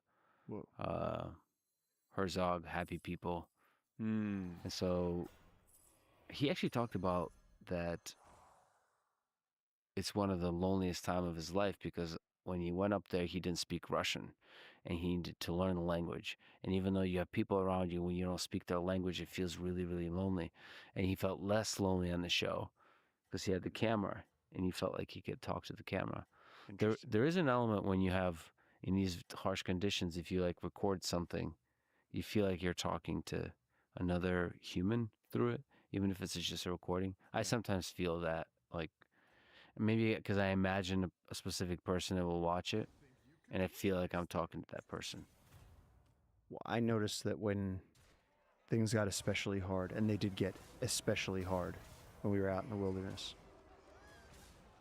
that you would begin filming to share that struggle. But I also think that I've used that at times where, yeah, you go, well, maybe because if you can tell someone else about it, then you're on the hero's journey. And then it sort of has to make you braver, and it changes how you, because I'm cold and I'm tired and I'm hungry and this hurts and that hurts and I don't know when we're gonna make it and how is this gonna go, and all of a sudden you go, well guys, we're here and we're going that way, and then you're like, well, I got to keep going because you're like, they're still out there. If you forget, you have to step up. That's one of the reasons I want a family. I think when you have kids, you have to be the best version of yourself, like for them. All my friends with kids that I've seen them go through, where until you have a family, you're just playing around, man. I mean, you could do important work. You can have skin in other games, but it's once you have a little tribe of humans that depends on you. Yeah. If you take that seriously, if you want to do that right, it's one of the hardest things you could do. And it just changes everything. How has your life changed since we last met? Speak about changing everything. So you've been, for people who don't know, pushing jungle keepers forward into uncharted territories, saving more and more and more and more rainforests. There's a lot I could ask you about that. There's a lot of stories to be told there. It's a fight. It's a battle. It's a battle to protect this beautiful area of rainforest, of nature. But since we last met, you've continued to make a lot of progress. So what's the story of Jungle Keepers, leading up to the moment we met and after, and everything you're doing right now?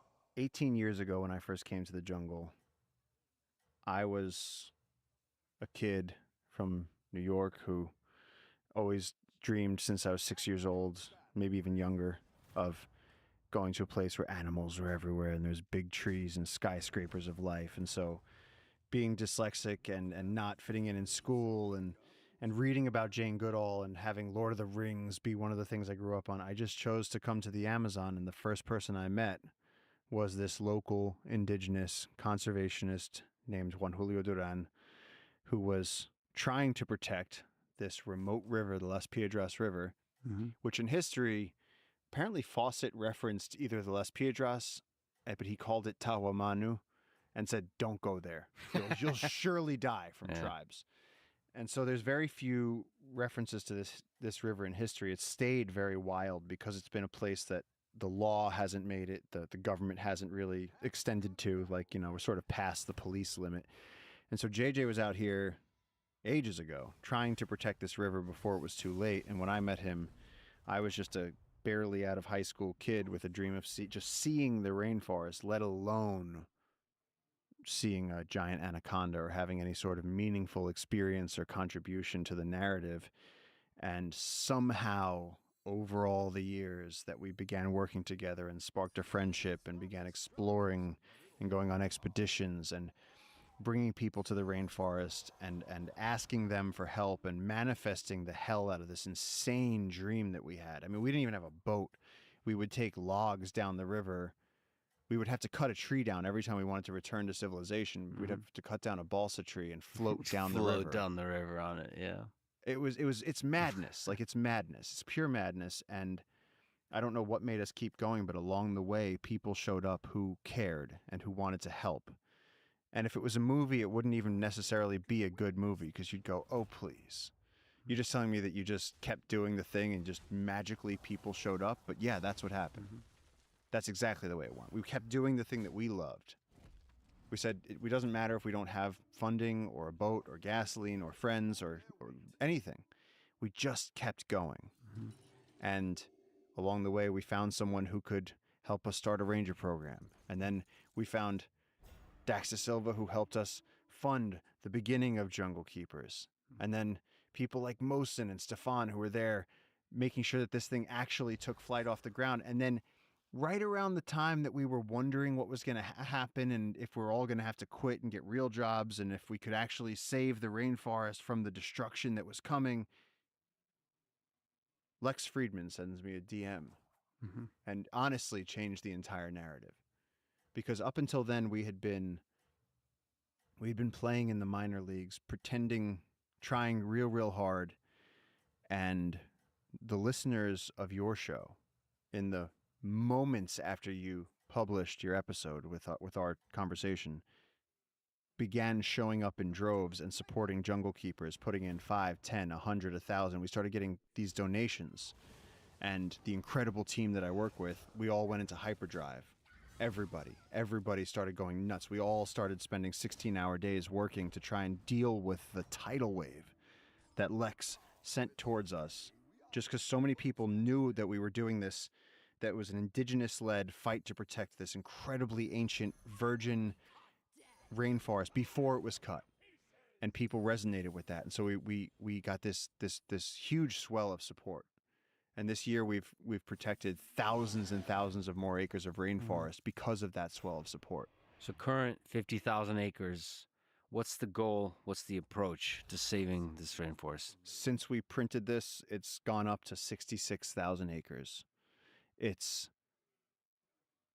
And as you know, in each of those little acres are millions and millions of animal heartbeats and societies of animals. And the goal here is that we're between Manu National Park, Alto Purus National Park, the Tambopata Reserve. We're in a region that's known as the biodiversity capital of Peru, one of the most biodiverse parts of the Western Amazon. And we're fighting along the edge of the Trans-Amazon Highway. And so it's just a small group of local people and some international experts who have come together and used these incredibly outside of the box strategies to sort of crowdfund conservation. To go, look, we know that this incredible life is here. We have the scientific evidence. We have the national park system. If we can protect this before they cut it down, we could do something of global significance. All these jaguars, all these monkeys, all these undescribed medicines, the uncontacted tribes that we share this forest with, could all be protected. And people have stepped up and begun to make that happen. And it's people from all over the world, and it's incredible. But what's the approach? So trying to, with donations, to buy out more and more of the land and then protect it. So the approach is that currently the government favors extractors. So if you're a gold miner or an illegal logger, or you just want to cut down and burn a bunch of rainforests and set up a cacao farm, the government's fine with that. Doesn't matter. You're not really breaking the law if you destroy nature. So as long as you're producing something from the land, they don't see it as a loss that the nature was destroyed permanently. Yeah, it's just wilderness. It's sort of just beyond the scope of, or the local people that technically own the land out here, the local indigenous people. For instance, we fought this year to help the community of Puerto Nuevo, who's been fighting for 20 years to have government-recognized land. These are indigenous people in the Amazon fighting to protect their own land. And you know what it was that was holding them back? They didn't understand how the system of legal documents worked to certify that titled land. They didn't really have the funding to go from their very, very remote community into the offices. And so Jungle Keepers helped them with that. And so really all we're doing is helping local people protect the forest that is their world. That's it. If people donate, how will that help? If people donate to Jungle Keepers, what you're doing is you're helping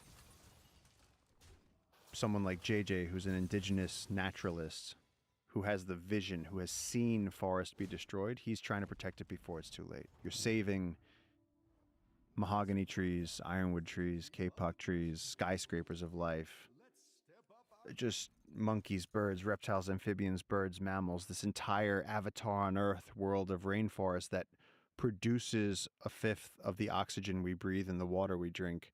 This incredible thing. As far as I know, it's the most direct way to protect that. And so the fact that we've, we have large funders who give us, $100,000 to protect this huge swath of land, and that goes through things like this and through Instagram. It goes directly to the local conservationists who work with the loggers to protect that land before it's cut.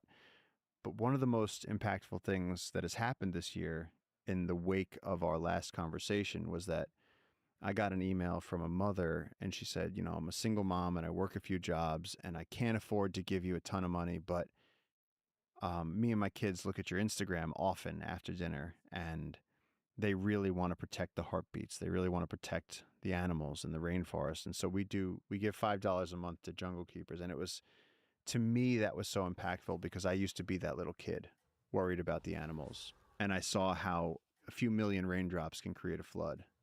Yeah, I ask that people donate to Jungle Keepers. You guys are legit.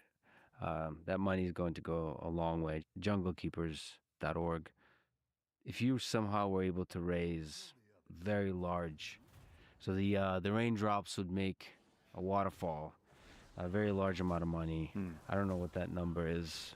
Maybe $10 million, $20 million, $30 million. What are the different milestones along the way that could really help you on the journey of saving the rainforest? If let's just say some company, organization, or if enough people donated it, let's just say we got that 30 million.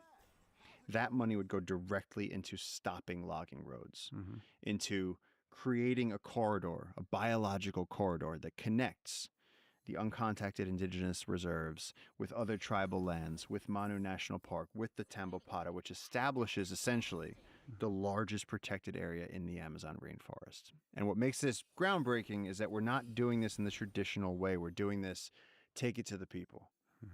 And that's what's been so exciting is that, when JJ started this 30 years ago, he had no idea. His father wanted him to be a logger. He didn't have shoes until he was 13 years old. He grew up bathing in the river. He had no idea that a bunch of crazy foreigner scientists were going to show up and some guy in a James Bond suit was going to come down here with microphones and and that all of a sudden the world would know that he was on this quest to protect this incredible ecosystem and all those little aliens. Well, that's all the important thing to remember, that the people that are cutting down the forest, the loggers, are also human beings. They have families. They're basically trying to survive, and they're desperate, and they're doing the thing that will bring them money. And so they're just human beings. At the core of it, if they have other options, they will probably choose to give their life to saving the community, to first and foremost providing for their family, and after that, saving the community, helping the community flourish. And I think probably a lot of them love the rainforest. They grew up in the rainforest. Yeah. I mean, look at Pico. Yeah. Pico used to be a logger, full-time logger, long-time logger. Now he loves conservation. He goes, yo soy muy conservacionista. He's like, yeah. It's all about just providing people options. There's some dark stuff on the gold mine stuff you've talked about. You showed me parts of the rainforest where the gold mines are, and they're just kind of erasing the rainforest. Yeah. Sort of at the edges, that's when the mining happens. And it's this ugly this ugly process of they're just destroying the jungle just for the surface layer of the sand or whatever that they process to collect just little bits of gold. And there's also very dark things that happen along the way as the communities around the gold mines are created. So the entirety of the moral system that emerges from that has things like prostitution, where 1/3 of the women that are drawn into that sex traffic and prostitution are minors under 17 years old, 13 to 17-year-old. There's just a lot of really, really dark stuff. I think that we have a rare chance to do something against that darkness.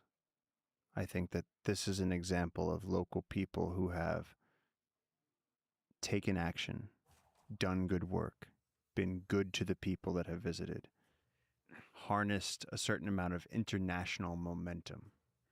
And now we're on the cusp of doing something historic.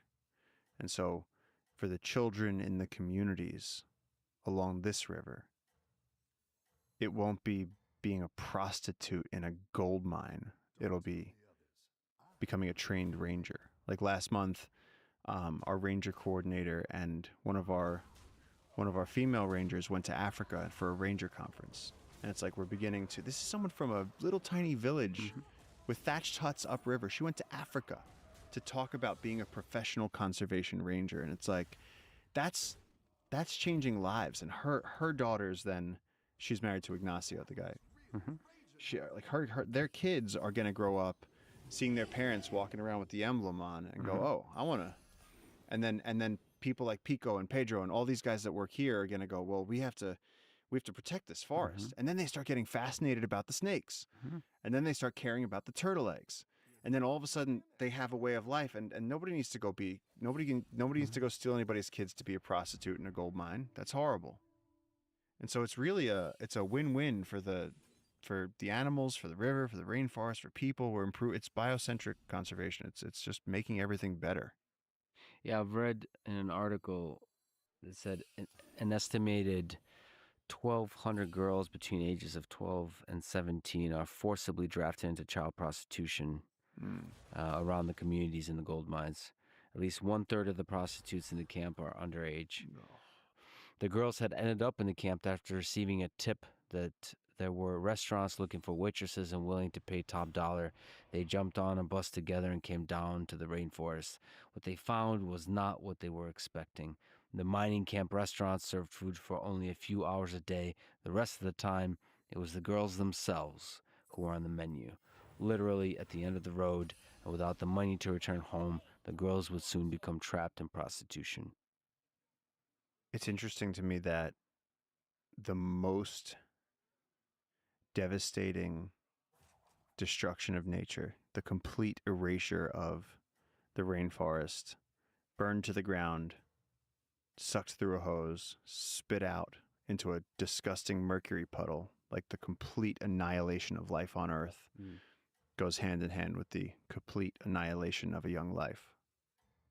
It's like it's all based around the same thing. It's the light versus the dark. It's the destruction and the chaos versus a move towards order and hope.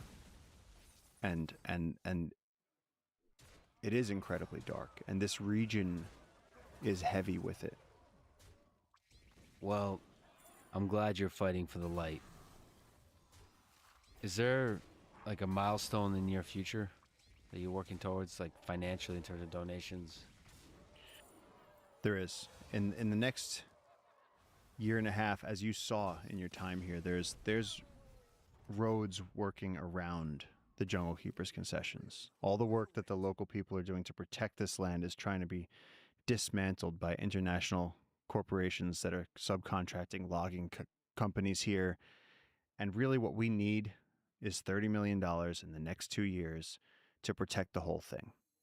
You've seen the ancient mahogany trees. You've seen the families of monkeys. You've seen the caiman in the river. All of this is standing in the pathway of destruction. That road, they're going to come down that road, and men with chainsaws are going to dismantle a forest that has been growing since the beginning This is so magical. Do you see the snake over there? Yeah. Do you? There's a Okay. snake. I'm just gonna, don't move. I don't want Okay. you to move. I'm gonna just, this is one of the most beautiful snakes in the Amazon rainforest. This is the blunt-headed tree snake. One of my favorite snakes. I've been hoping that you would get to see this snake. I have been praying. Oh boy. Okay. Okay. Let's just go right back into this. Okay. Look at this little beauty creation. Let's keep you away from the fire. Look at this little blunt-headed tree snake. Wow.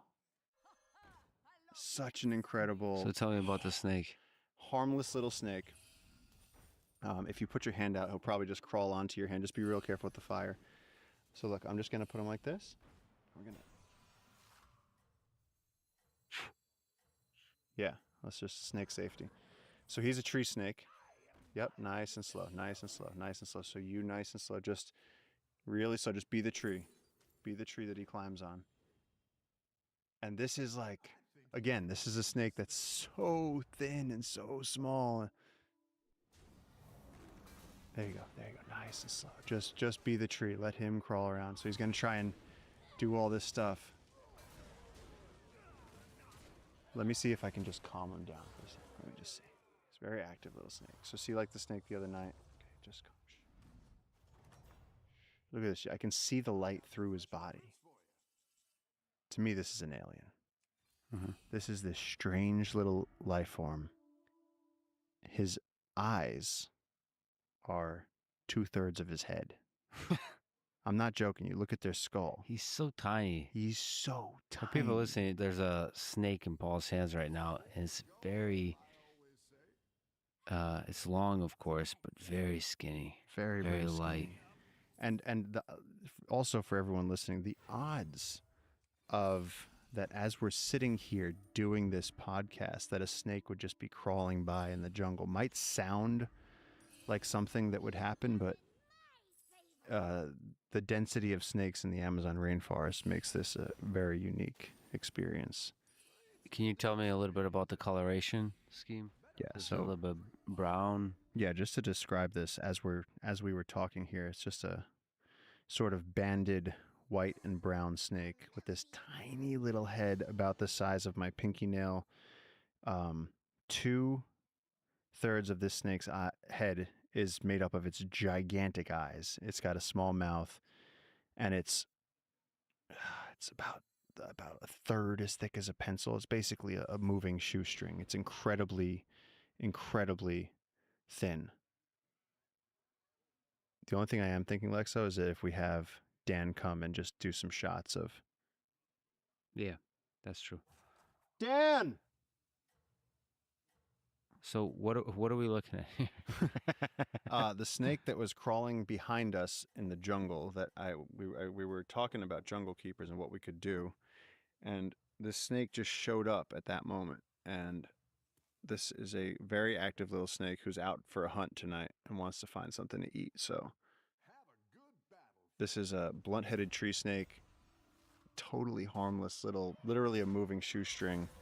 Mm-hmm. Super beautiful little animal. When you talk about aliens, to me, this is an alien. Like, what are you thinking? What are you doing right now? What do you think about the fact that we were being handled by these giant humans? And as you were saying, it reaches up to the leaves. Yeah, and the get snake closer. just naturally knows to go, look, you just put him anywhere near leaves, and he's like, I got this. He just wants to go right up into that tree. I just want you to try holding him, and real gentle, just be the tree. Yeah, and just kind of do the same thing you learned last night, just nice and gentle. Yep, and see, he's holding on to my finger right now. He's just going up. There you go. Perfect. Nice and easy. He's a little erratic. He's a little goofy.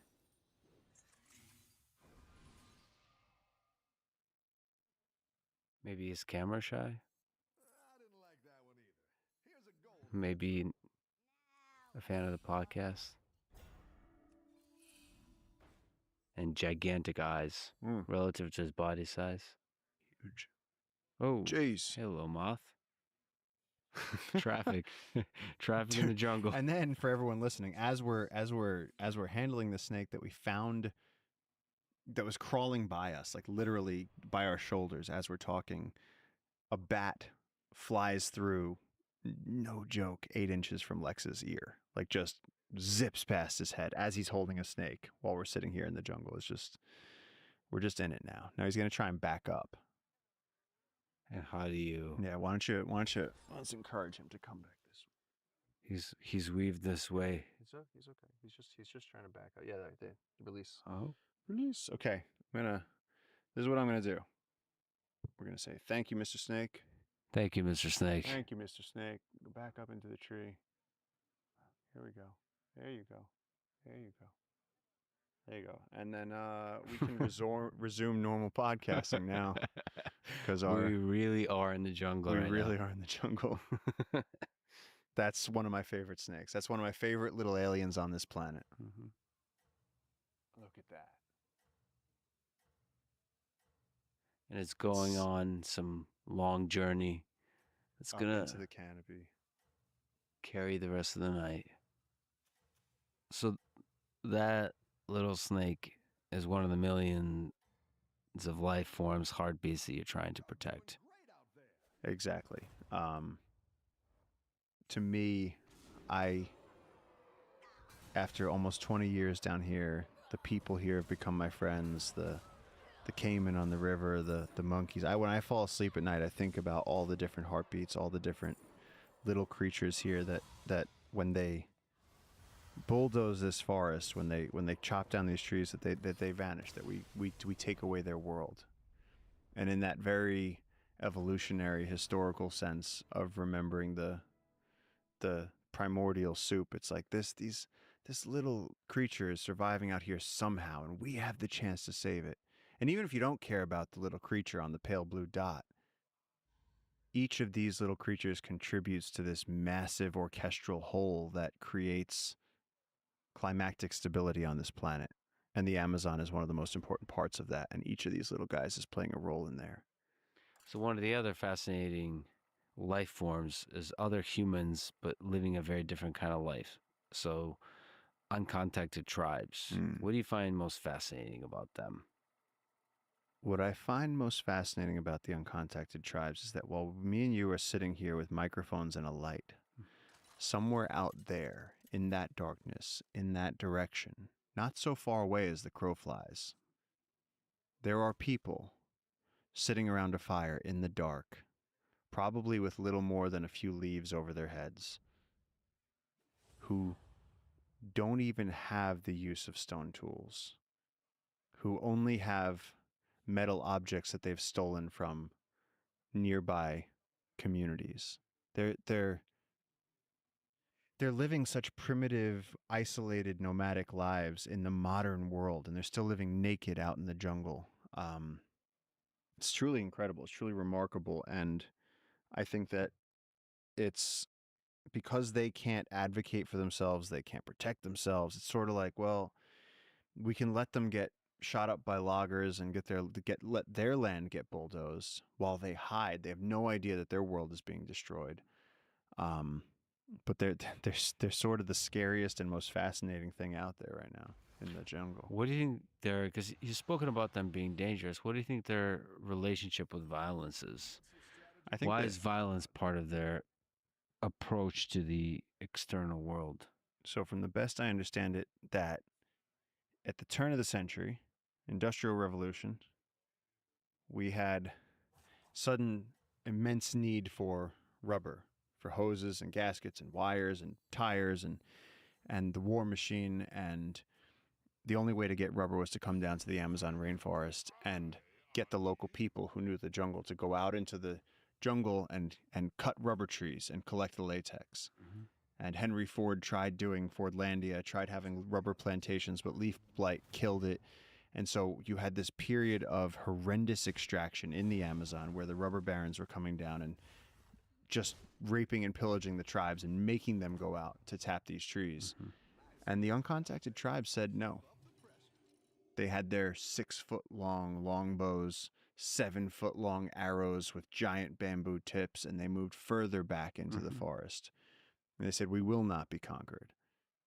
And since that time, they've been out there, and it's confusing because in a way they're still running scared a century later, and their grandparents would have told them, the outside world, everyone you see in the outside world is trying to kill you, so kill them first. So can you blame them for being violent? No. Is this river still wild because loggers were scared to go here for a long time, for almost a century late? That's why this forest is still here? Yes. And so is it a human rights issue that we protect the last people on Earth that have no government, no affiliation, no language that we can explain? We don't know what their medicinal plant knowledge is. We don't know their creation myths. We know nothing about them. And they're just out there right now with bows and arrows, living in the dark, surviving in the jungle, naked, without even spoons. Forget about the wheel. Forget about iPhones. They got nothing. And they're making it work. We don't know their creation myths. So they have a very primitive existence. But do you think their values... First of all, do you think their nature is similar to ours? And how do their values differ from ours? This is complicated because the anthropologist in me wants to say that they have a historical reason for the violent life that they have. They experienced incredible generational trauma some time ago, and because they've been living isolated in the jungle, that has permeated to become their culture. They've become a culture of violence. But yet the contacted modern indigenous communities that we work with, that are my friends that work here, just the other day we were speaking to one of them who was pulling spikes out of your hand while he was explaining that he tried to help them, the brothers, los hermanos. He tried to help them. He tried to give them a gift. And what did they do? They shot him in the head. Yeah, he said there are brothers. And he tried to give them bananas. Plantains. Boat full of plantains. And they shot at him. They shot 3 arrows at him, and one of them actually hit him in the skull and put him in the hospital, and he got helicopter evacuated from his community. And so he's brave for surviving, but he's a lucky survivor. They are incredibly accurate with those bamboo-tipped arrows, and those arrows are 7 feet long. So when you get hit by one, they come at a velocity that can rip through you. And the range on a shotgun is way shorter than the range on a longbow.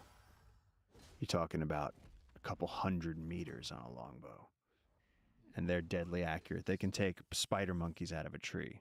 And so there's stories of loggers, and I've seen the photos of the bodies of loggers who attacked one of the tribes. And the tribes hadn't done anything, but these loggers came around a bend. They started shooting shotguns at the tribe, and the tribe scattered into the forest. And as the logger's boat went around a bend, they just started flying arrows. Took out the boat driver, boat skidded to the side, and then everybody was standing in the river, and you can't run. And the tribe just descended on them and just porcupined them full of arrows. Shotgun versus bow. There's a shotgun shell here, by the way. Yeah. From the loggers. Yeah, we picked that up yesterday. Was that yesterday? That was, I don't know. One of the things I that think that happens was here yesterday. is time loses meaning in some kind of deep way that it does when you're in a big city in the United States, for example, and there's schedules and meetings and all this kind of stuff. It transforms the meaning, your experience of time, your interaction with time, the role of time, all of this. I've forgotten time, and I've forgotten the existence of the outside world. And how does that feel? It feels more honest. It also puts in perspective, like all the busyness, all the... it kind of takes the ant out of the ant colony and says, hey, you're just an ant, and this is just an ant colony, and there's a big world out there. Yeah, it's a chance to be grateful, to celebrate this earth of ours and the things that make it worth living on, including the simple things that make the individual life worth living, which is water and then food. And the rest is just details. Of course, the friendships and social interaction, that's a really big one, actually. That one I'm taking for granted because I didn't get a chance yet to really spend time alone. Hmm. And when I came here, I've gotten a chance to hang out with you, and there's a kind of camaraderie. There's a friendship there that if that's broken, that's a tough one too. You spent quite a lot of time alone in the jungle. You ever get alone out here? Yeah. Yeah. I mean, the first 15 years we were doing this, there would be times that JJ would be busy in town with his family, and I would, for sheer love of the rainforest, I would have to come alone out here. And we didn't have running water. I didn't have running water. I didn't have lights. All I had was a couple of candles in the darkness and a tent. And I was 20 something years old living in the Amazon by myself. Your boat sunk. And yeah, it's incredibly lonely. I had to learn through experience because I thought there was a period, I think when you're young, as a young man, I had this thing like I wanted to prove that I could be like the explorers. I wanted to prove that I could handle the elements, that I could go out alone, that I could have these deep connective moments with the jungle. And it's like I did that, and that's great. And you know what the kid from Into the Wild learned right before he died in that bus? That if you don't have somebody to share it with, it doesn't matter.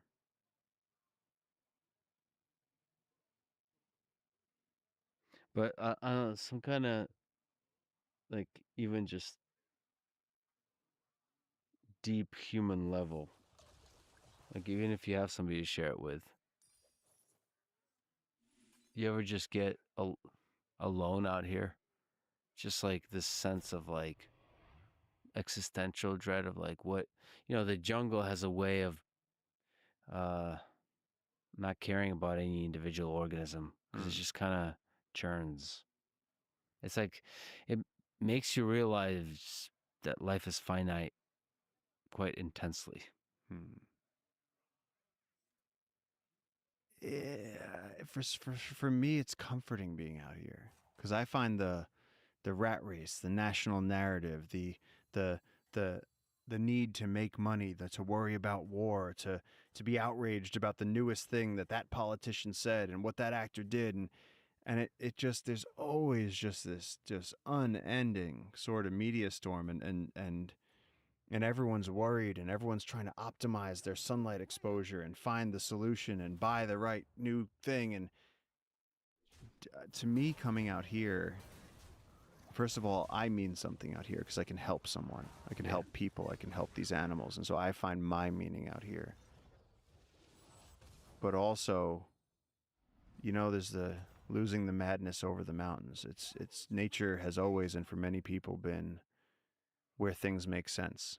And to me, I think I'm a simple analog type of person that it makes sense that when it rains, you get in the river to stay warm, and you wait for the dawn, and you see a little tree snake, and you say it makes more sense. And I think that the overwhelming teeming complexity that is inside the ant mound of society can be dizzying for some people. And I think that maybe it's the dyslexia, maybe it's just that I love nature. But now when I land in JFK, I feel like a frightened animal on like it, like it's as if you release like a some animal that had never seen it onto into Times Square, and you could just imagine this dog with its ears back running away from taxis and just cowering from the noise, and it's just hustle and bustle, and people are brutal, and how much you want it for, get in the car, screaming over the intercom, and just everything sensory changes, and let's get home, okay, let's go, you got a meeting, you got to get to the next place, you got to give a talk, you got to sign. Out here, when we finish up here, what are we gonna do? We're gonna eat some food, maybe go catch a crocodile, go walk around the jungle at night. Like, it's slower, it makes sense. And there's that deep meaning of that here, where we can be the guardians for good. We can hold that candle up and know for sure that we're protecting the trees from being destroyed. And it's that simple thing of just, this is good. There you go. It's simple. in society, I feel like everyone's always losing their minds and forgetting the most basic of fundamental truths. And out here, you can't really argue with them.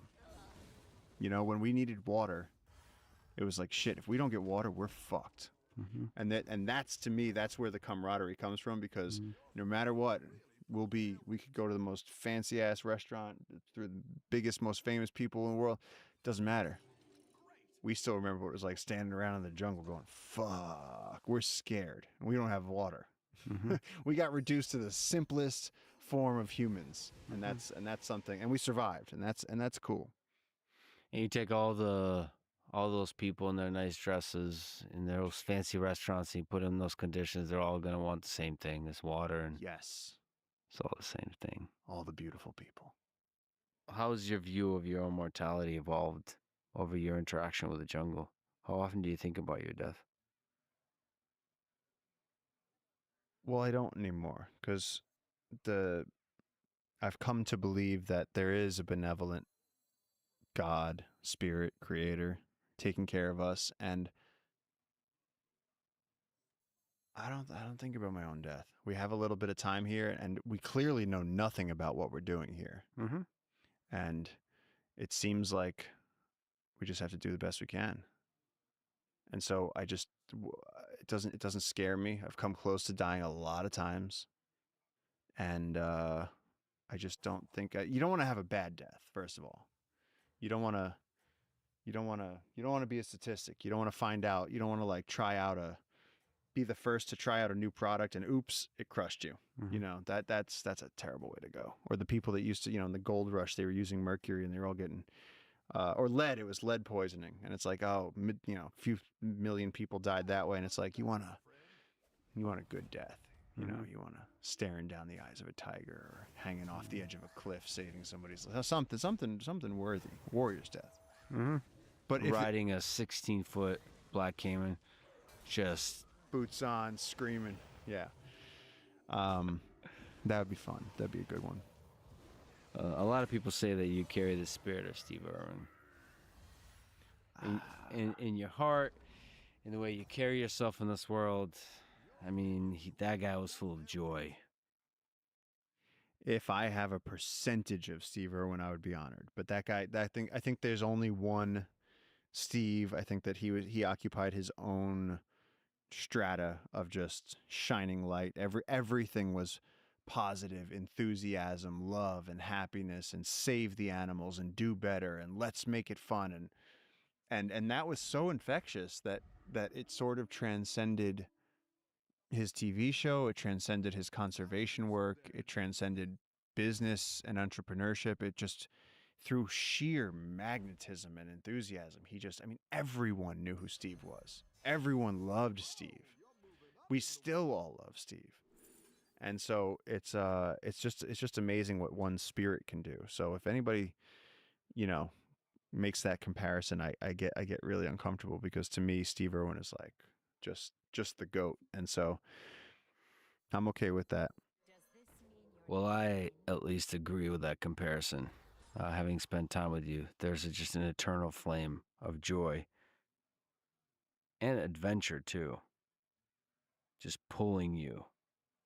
A dark question, but do you think you might meet the same end, giving your life in some way to something you love? That is a dark question, but I think most likely I'll get whacked by loggers. I think that loggers or gold miners will take me out. I don't picture myself going from animals, but That would be heartbreaking too.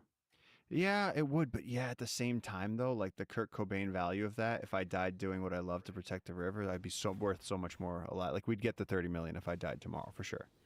So we've already talked about this with my friends. I'm like, if I get whacked, Yeah. do the foundation, make the documentary, protect the river, protect the heartbeats, call it the heartbeats, Jungle Keepers, the heartbeats. Be ready for it, because these things do happen. People get pissed if you get in their way, and as many happy people whose lives were changing, there's also going to be some jealous, shitty, upset people who are mad that they can't make prostitutes out of young girls and keep destroying the planet, and so they might just erase you. Me. Well, I hope you, like a Clint Eastwood character, just impossible to kill. I hope I like so. how you squinted your eyes. On cue.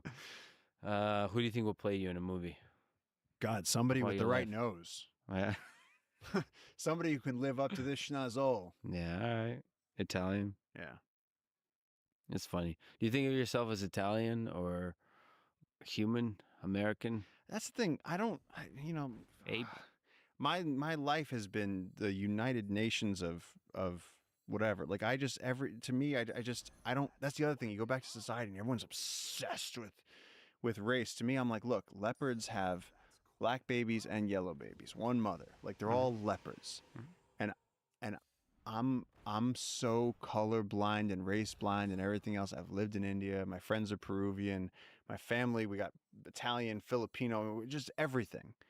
And so I'm so immersed in it that when I find it very jarring and disconcerting how much time we spend talking about different religions and just the differences in humans. I'm like, dude, we're talking about whether or not our ecosystems are going to be able to provide for us. We're talking about nuclear war. We're talking about there's some pretty serious shit on the table. And we're over here arguing over like shades of gray it's so trivial. And that shit drives me crazy. And as does the outrage where it's like, no, you have to care more. I've been criticized for not caring enough about that. And I'm like, who cares what the hell I am? Who gives a shit what the hell? I'm a human. We're all human. Yeah. It's not that easy, but it's kind of fun sometimes. And we're at a better time and like when you think about like the Middle Ages, like even if you were a king, you still didn't have it that good. You didn't have pineapples in the winter. You didn't even know what the fuck a pineapple was. We have pineapples whenever we want them. We can fly on planes to other countries. By the way, let's clarify. You mean a large fraction of the world. You know, I mentioned to you one of the biggest things I've noticed when I immigrated from the Soviet Union to the United States is how plentiful bananas and pineapples were. The fruit section, the produce section didn't have to wait in line at the grocery store. Could just eat as many bananas and pineapples and cherries and watermelon as you want. That's not everybody has that. No, that's true. Not everybody has that, but everybody could be that king now. But a growing number of people today can feast on pineapple. And have toasters and new distracting apps all the way until the grave. That's the thing that I also noticed is I don't think so much about politics when I'm here, or we haven't even talked about it. Don't talk about the stupid differences between humans. Nah. Except to just kind of laugh at the absurdity of it on We've occasion. been too busy trying to survive glaciers and jungles and avalanches and all kinds of shit. Do you think nature is brutal, as Werner Herzog showed it, or is it beautiful? I think the brutality of nature is the chaos, and I think that we are the only ones in it that are capable of organizing in the direction of order and light. So yes, there are going to be hyenas tearing each other apart. Yes, there's going to be war-torn nations and poor, starving children, but we as humans have the power to work towards something more organized than that. So there is a force within nature that's always searching for order, for good. It's kind of a unifying theory if you think about it. I mean, all of the chaos of history and the wars and the chaos of nature, we through technology and organization, there's so many people, more people today than ever before, I think, who are so concerned, who realize that the incredible power, like what Jane Goodall says about, how you can affect the people around you, how you can do good in the world, how you can change the narrative of conservation from one of loss and darkness to one of innovation and light. Like we can do incredible things. We are the masters as humans. And I think that we're on the cusp of sort of understanding the true potential of that. Like I just think that more than ever people have harnessed this ability to do good in the world and be proud of it and just change the darkness into something else.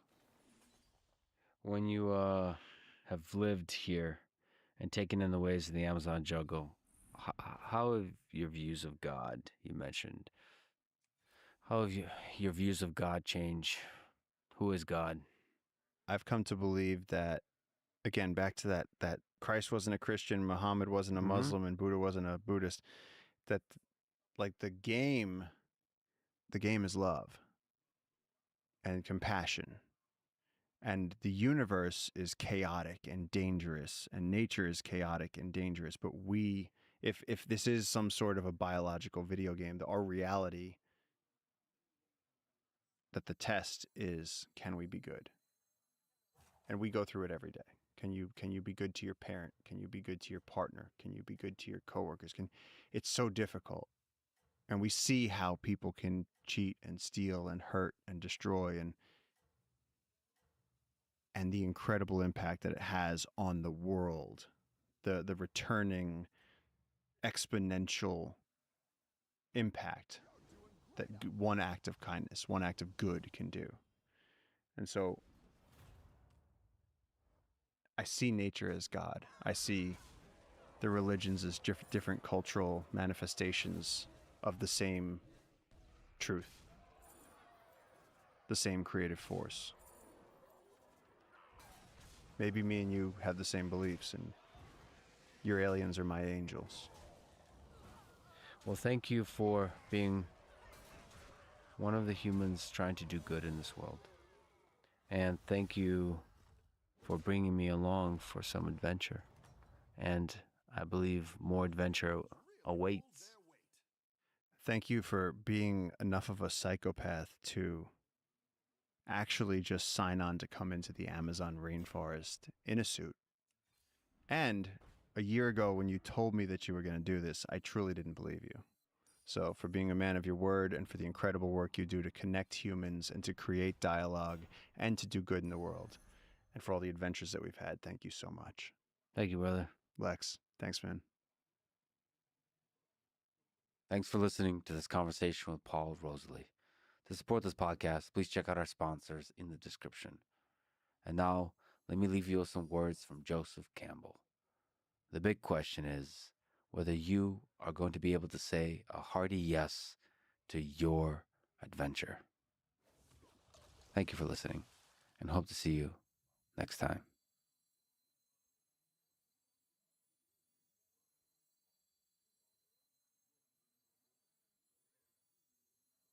Humans are fascinated by violence, and you've got to ask yourself why. Is it the rash guard? Yes, And I talk so much shit that I'm like, man, if I lose, this is going to be rough. you're learning this. Shut the fuck up. I got you, man. You were powered by McDonald's and Coca-Cola. I want more. And then I smacked him and he didn't want to fight anymore. I'm not impressed by your performance. If George St. Pierre and Khabib Nurmagomedov face each other in their prime, who wins? I'm here with three individuals, each of whom are considered by many to be the greatest of all time in each of their respective disciplines. The greatest MMA fighter of all time, George St. Pierre. The greatest martial arts coach of all time, John Danaher. And the greatest submission grappler of all time, Gordon Ryan. So let me ask the first question. You guys didn't see the question, no preparation here. What is the key to your success, each of you? One thing or multiple things that come to mind. John, go first.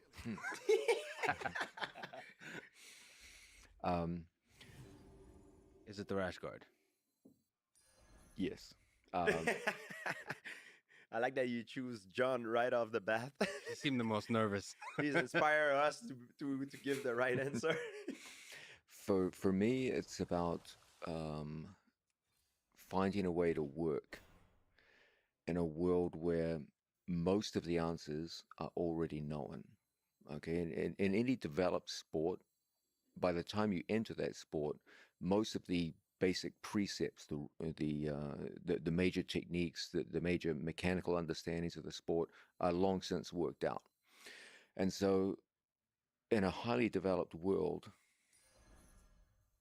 the key to success is to be able to identify some area of the industry that you're in which is currently undervalued.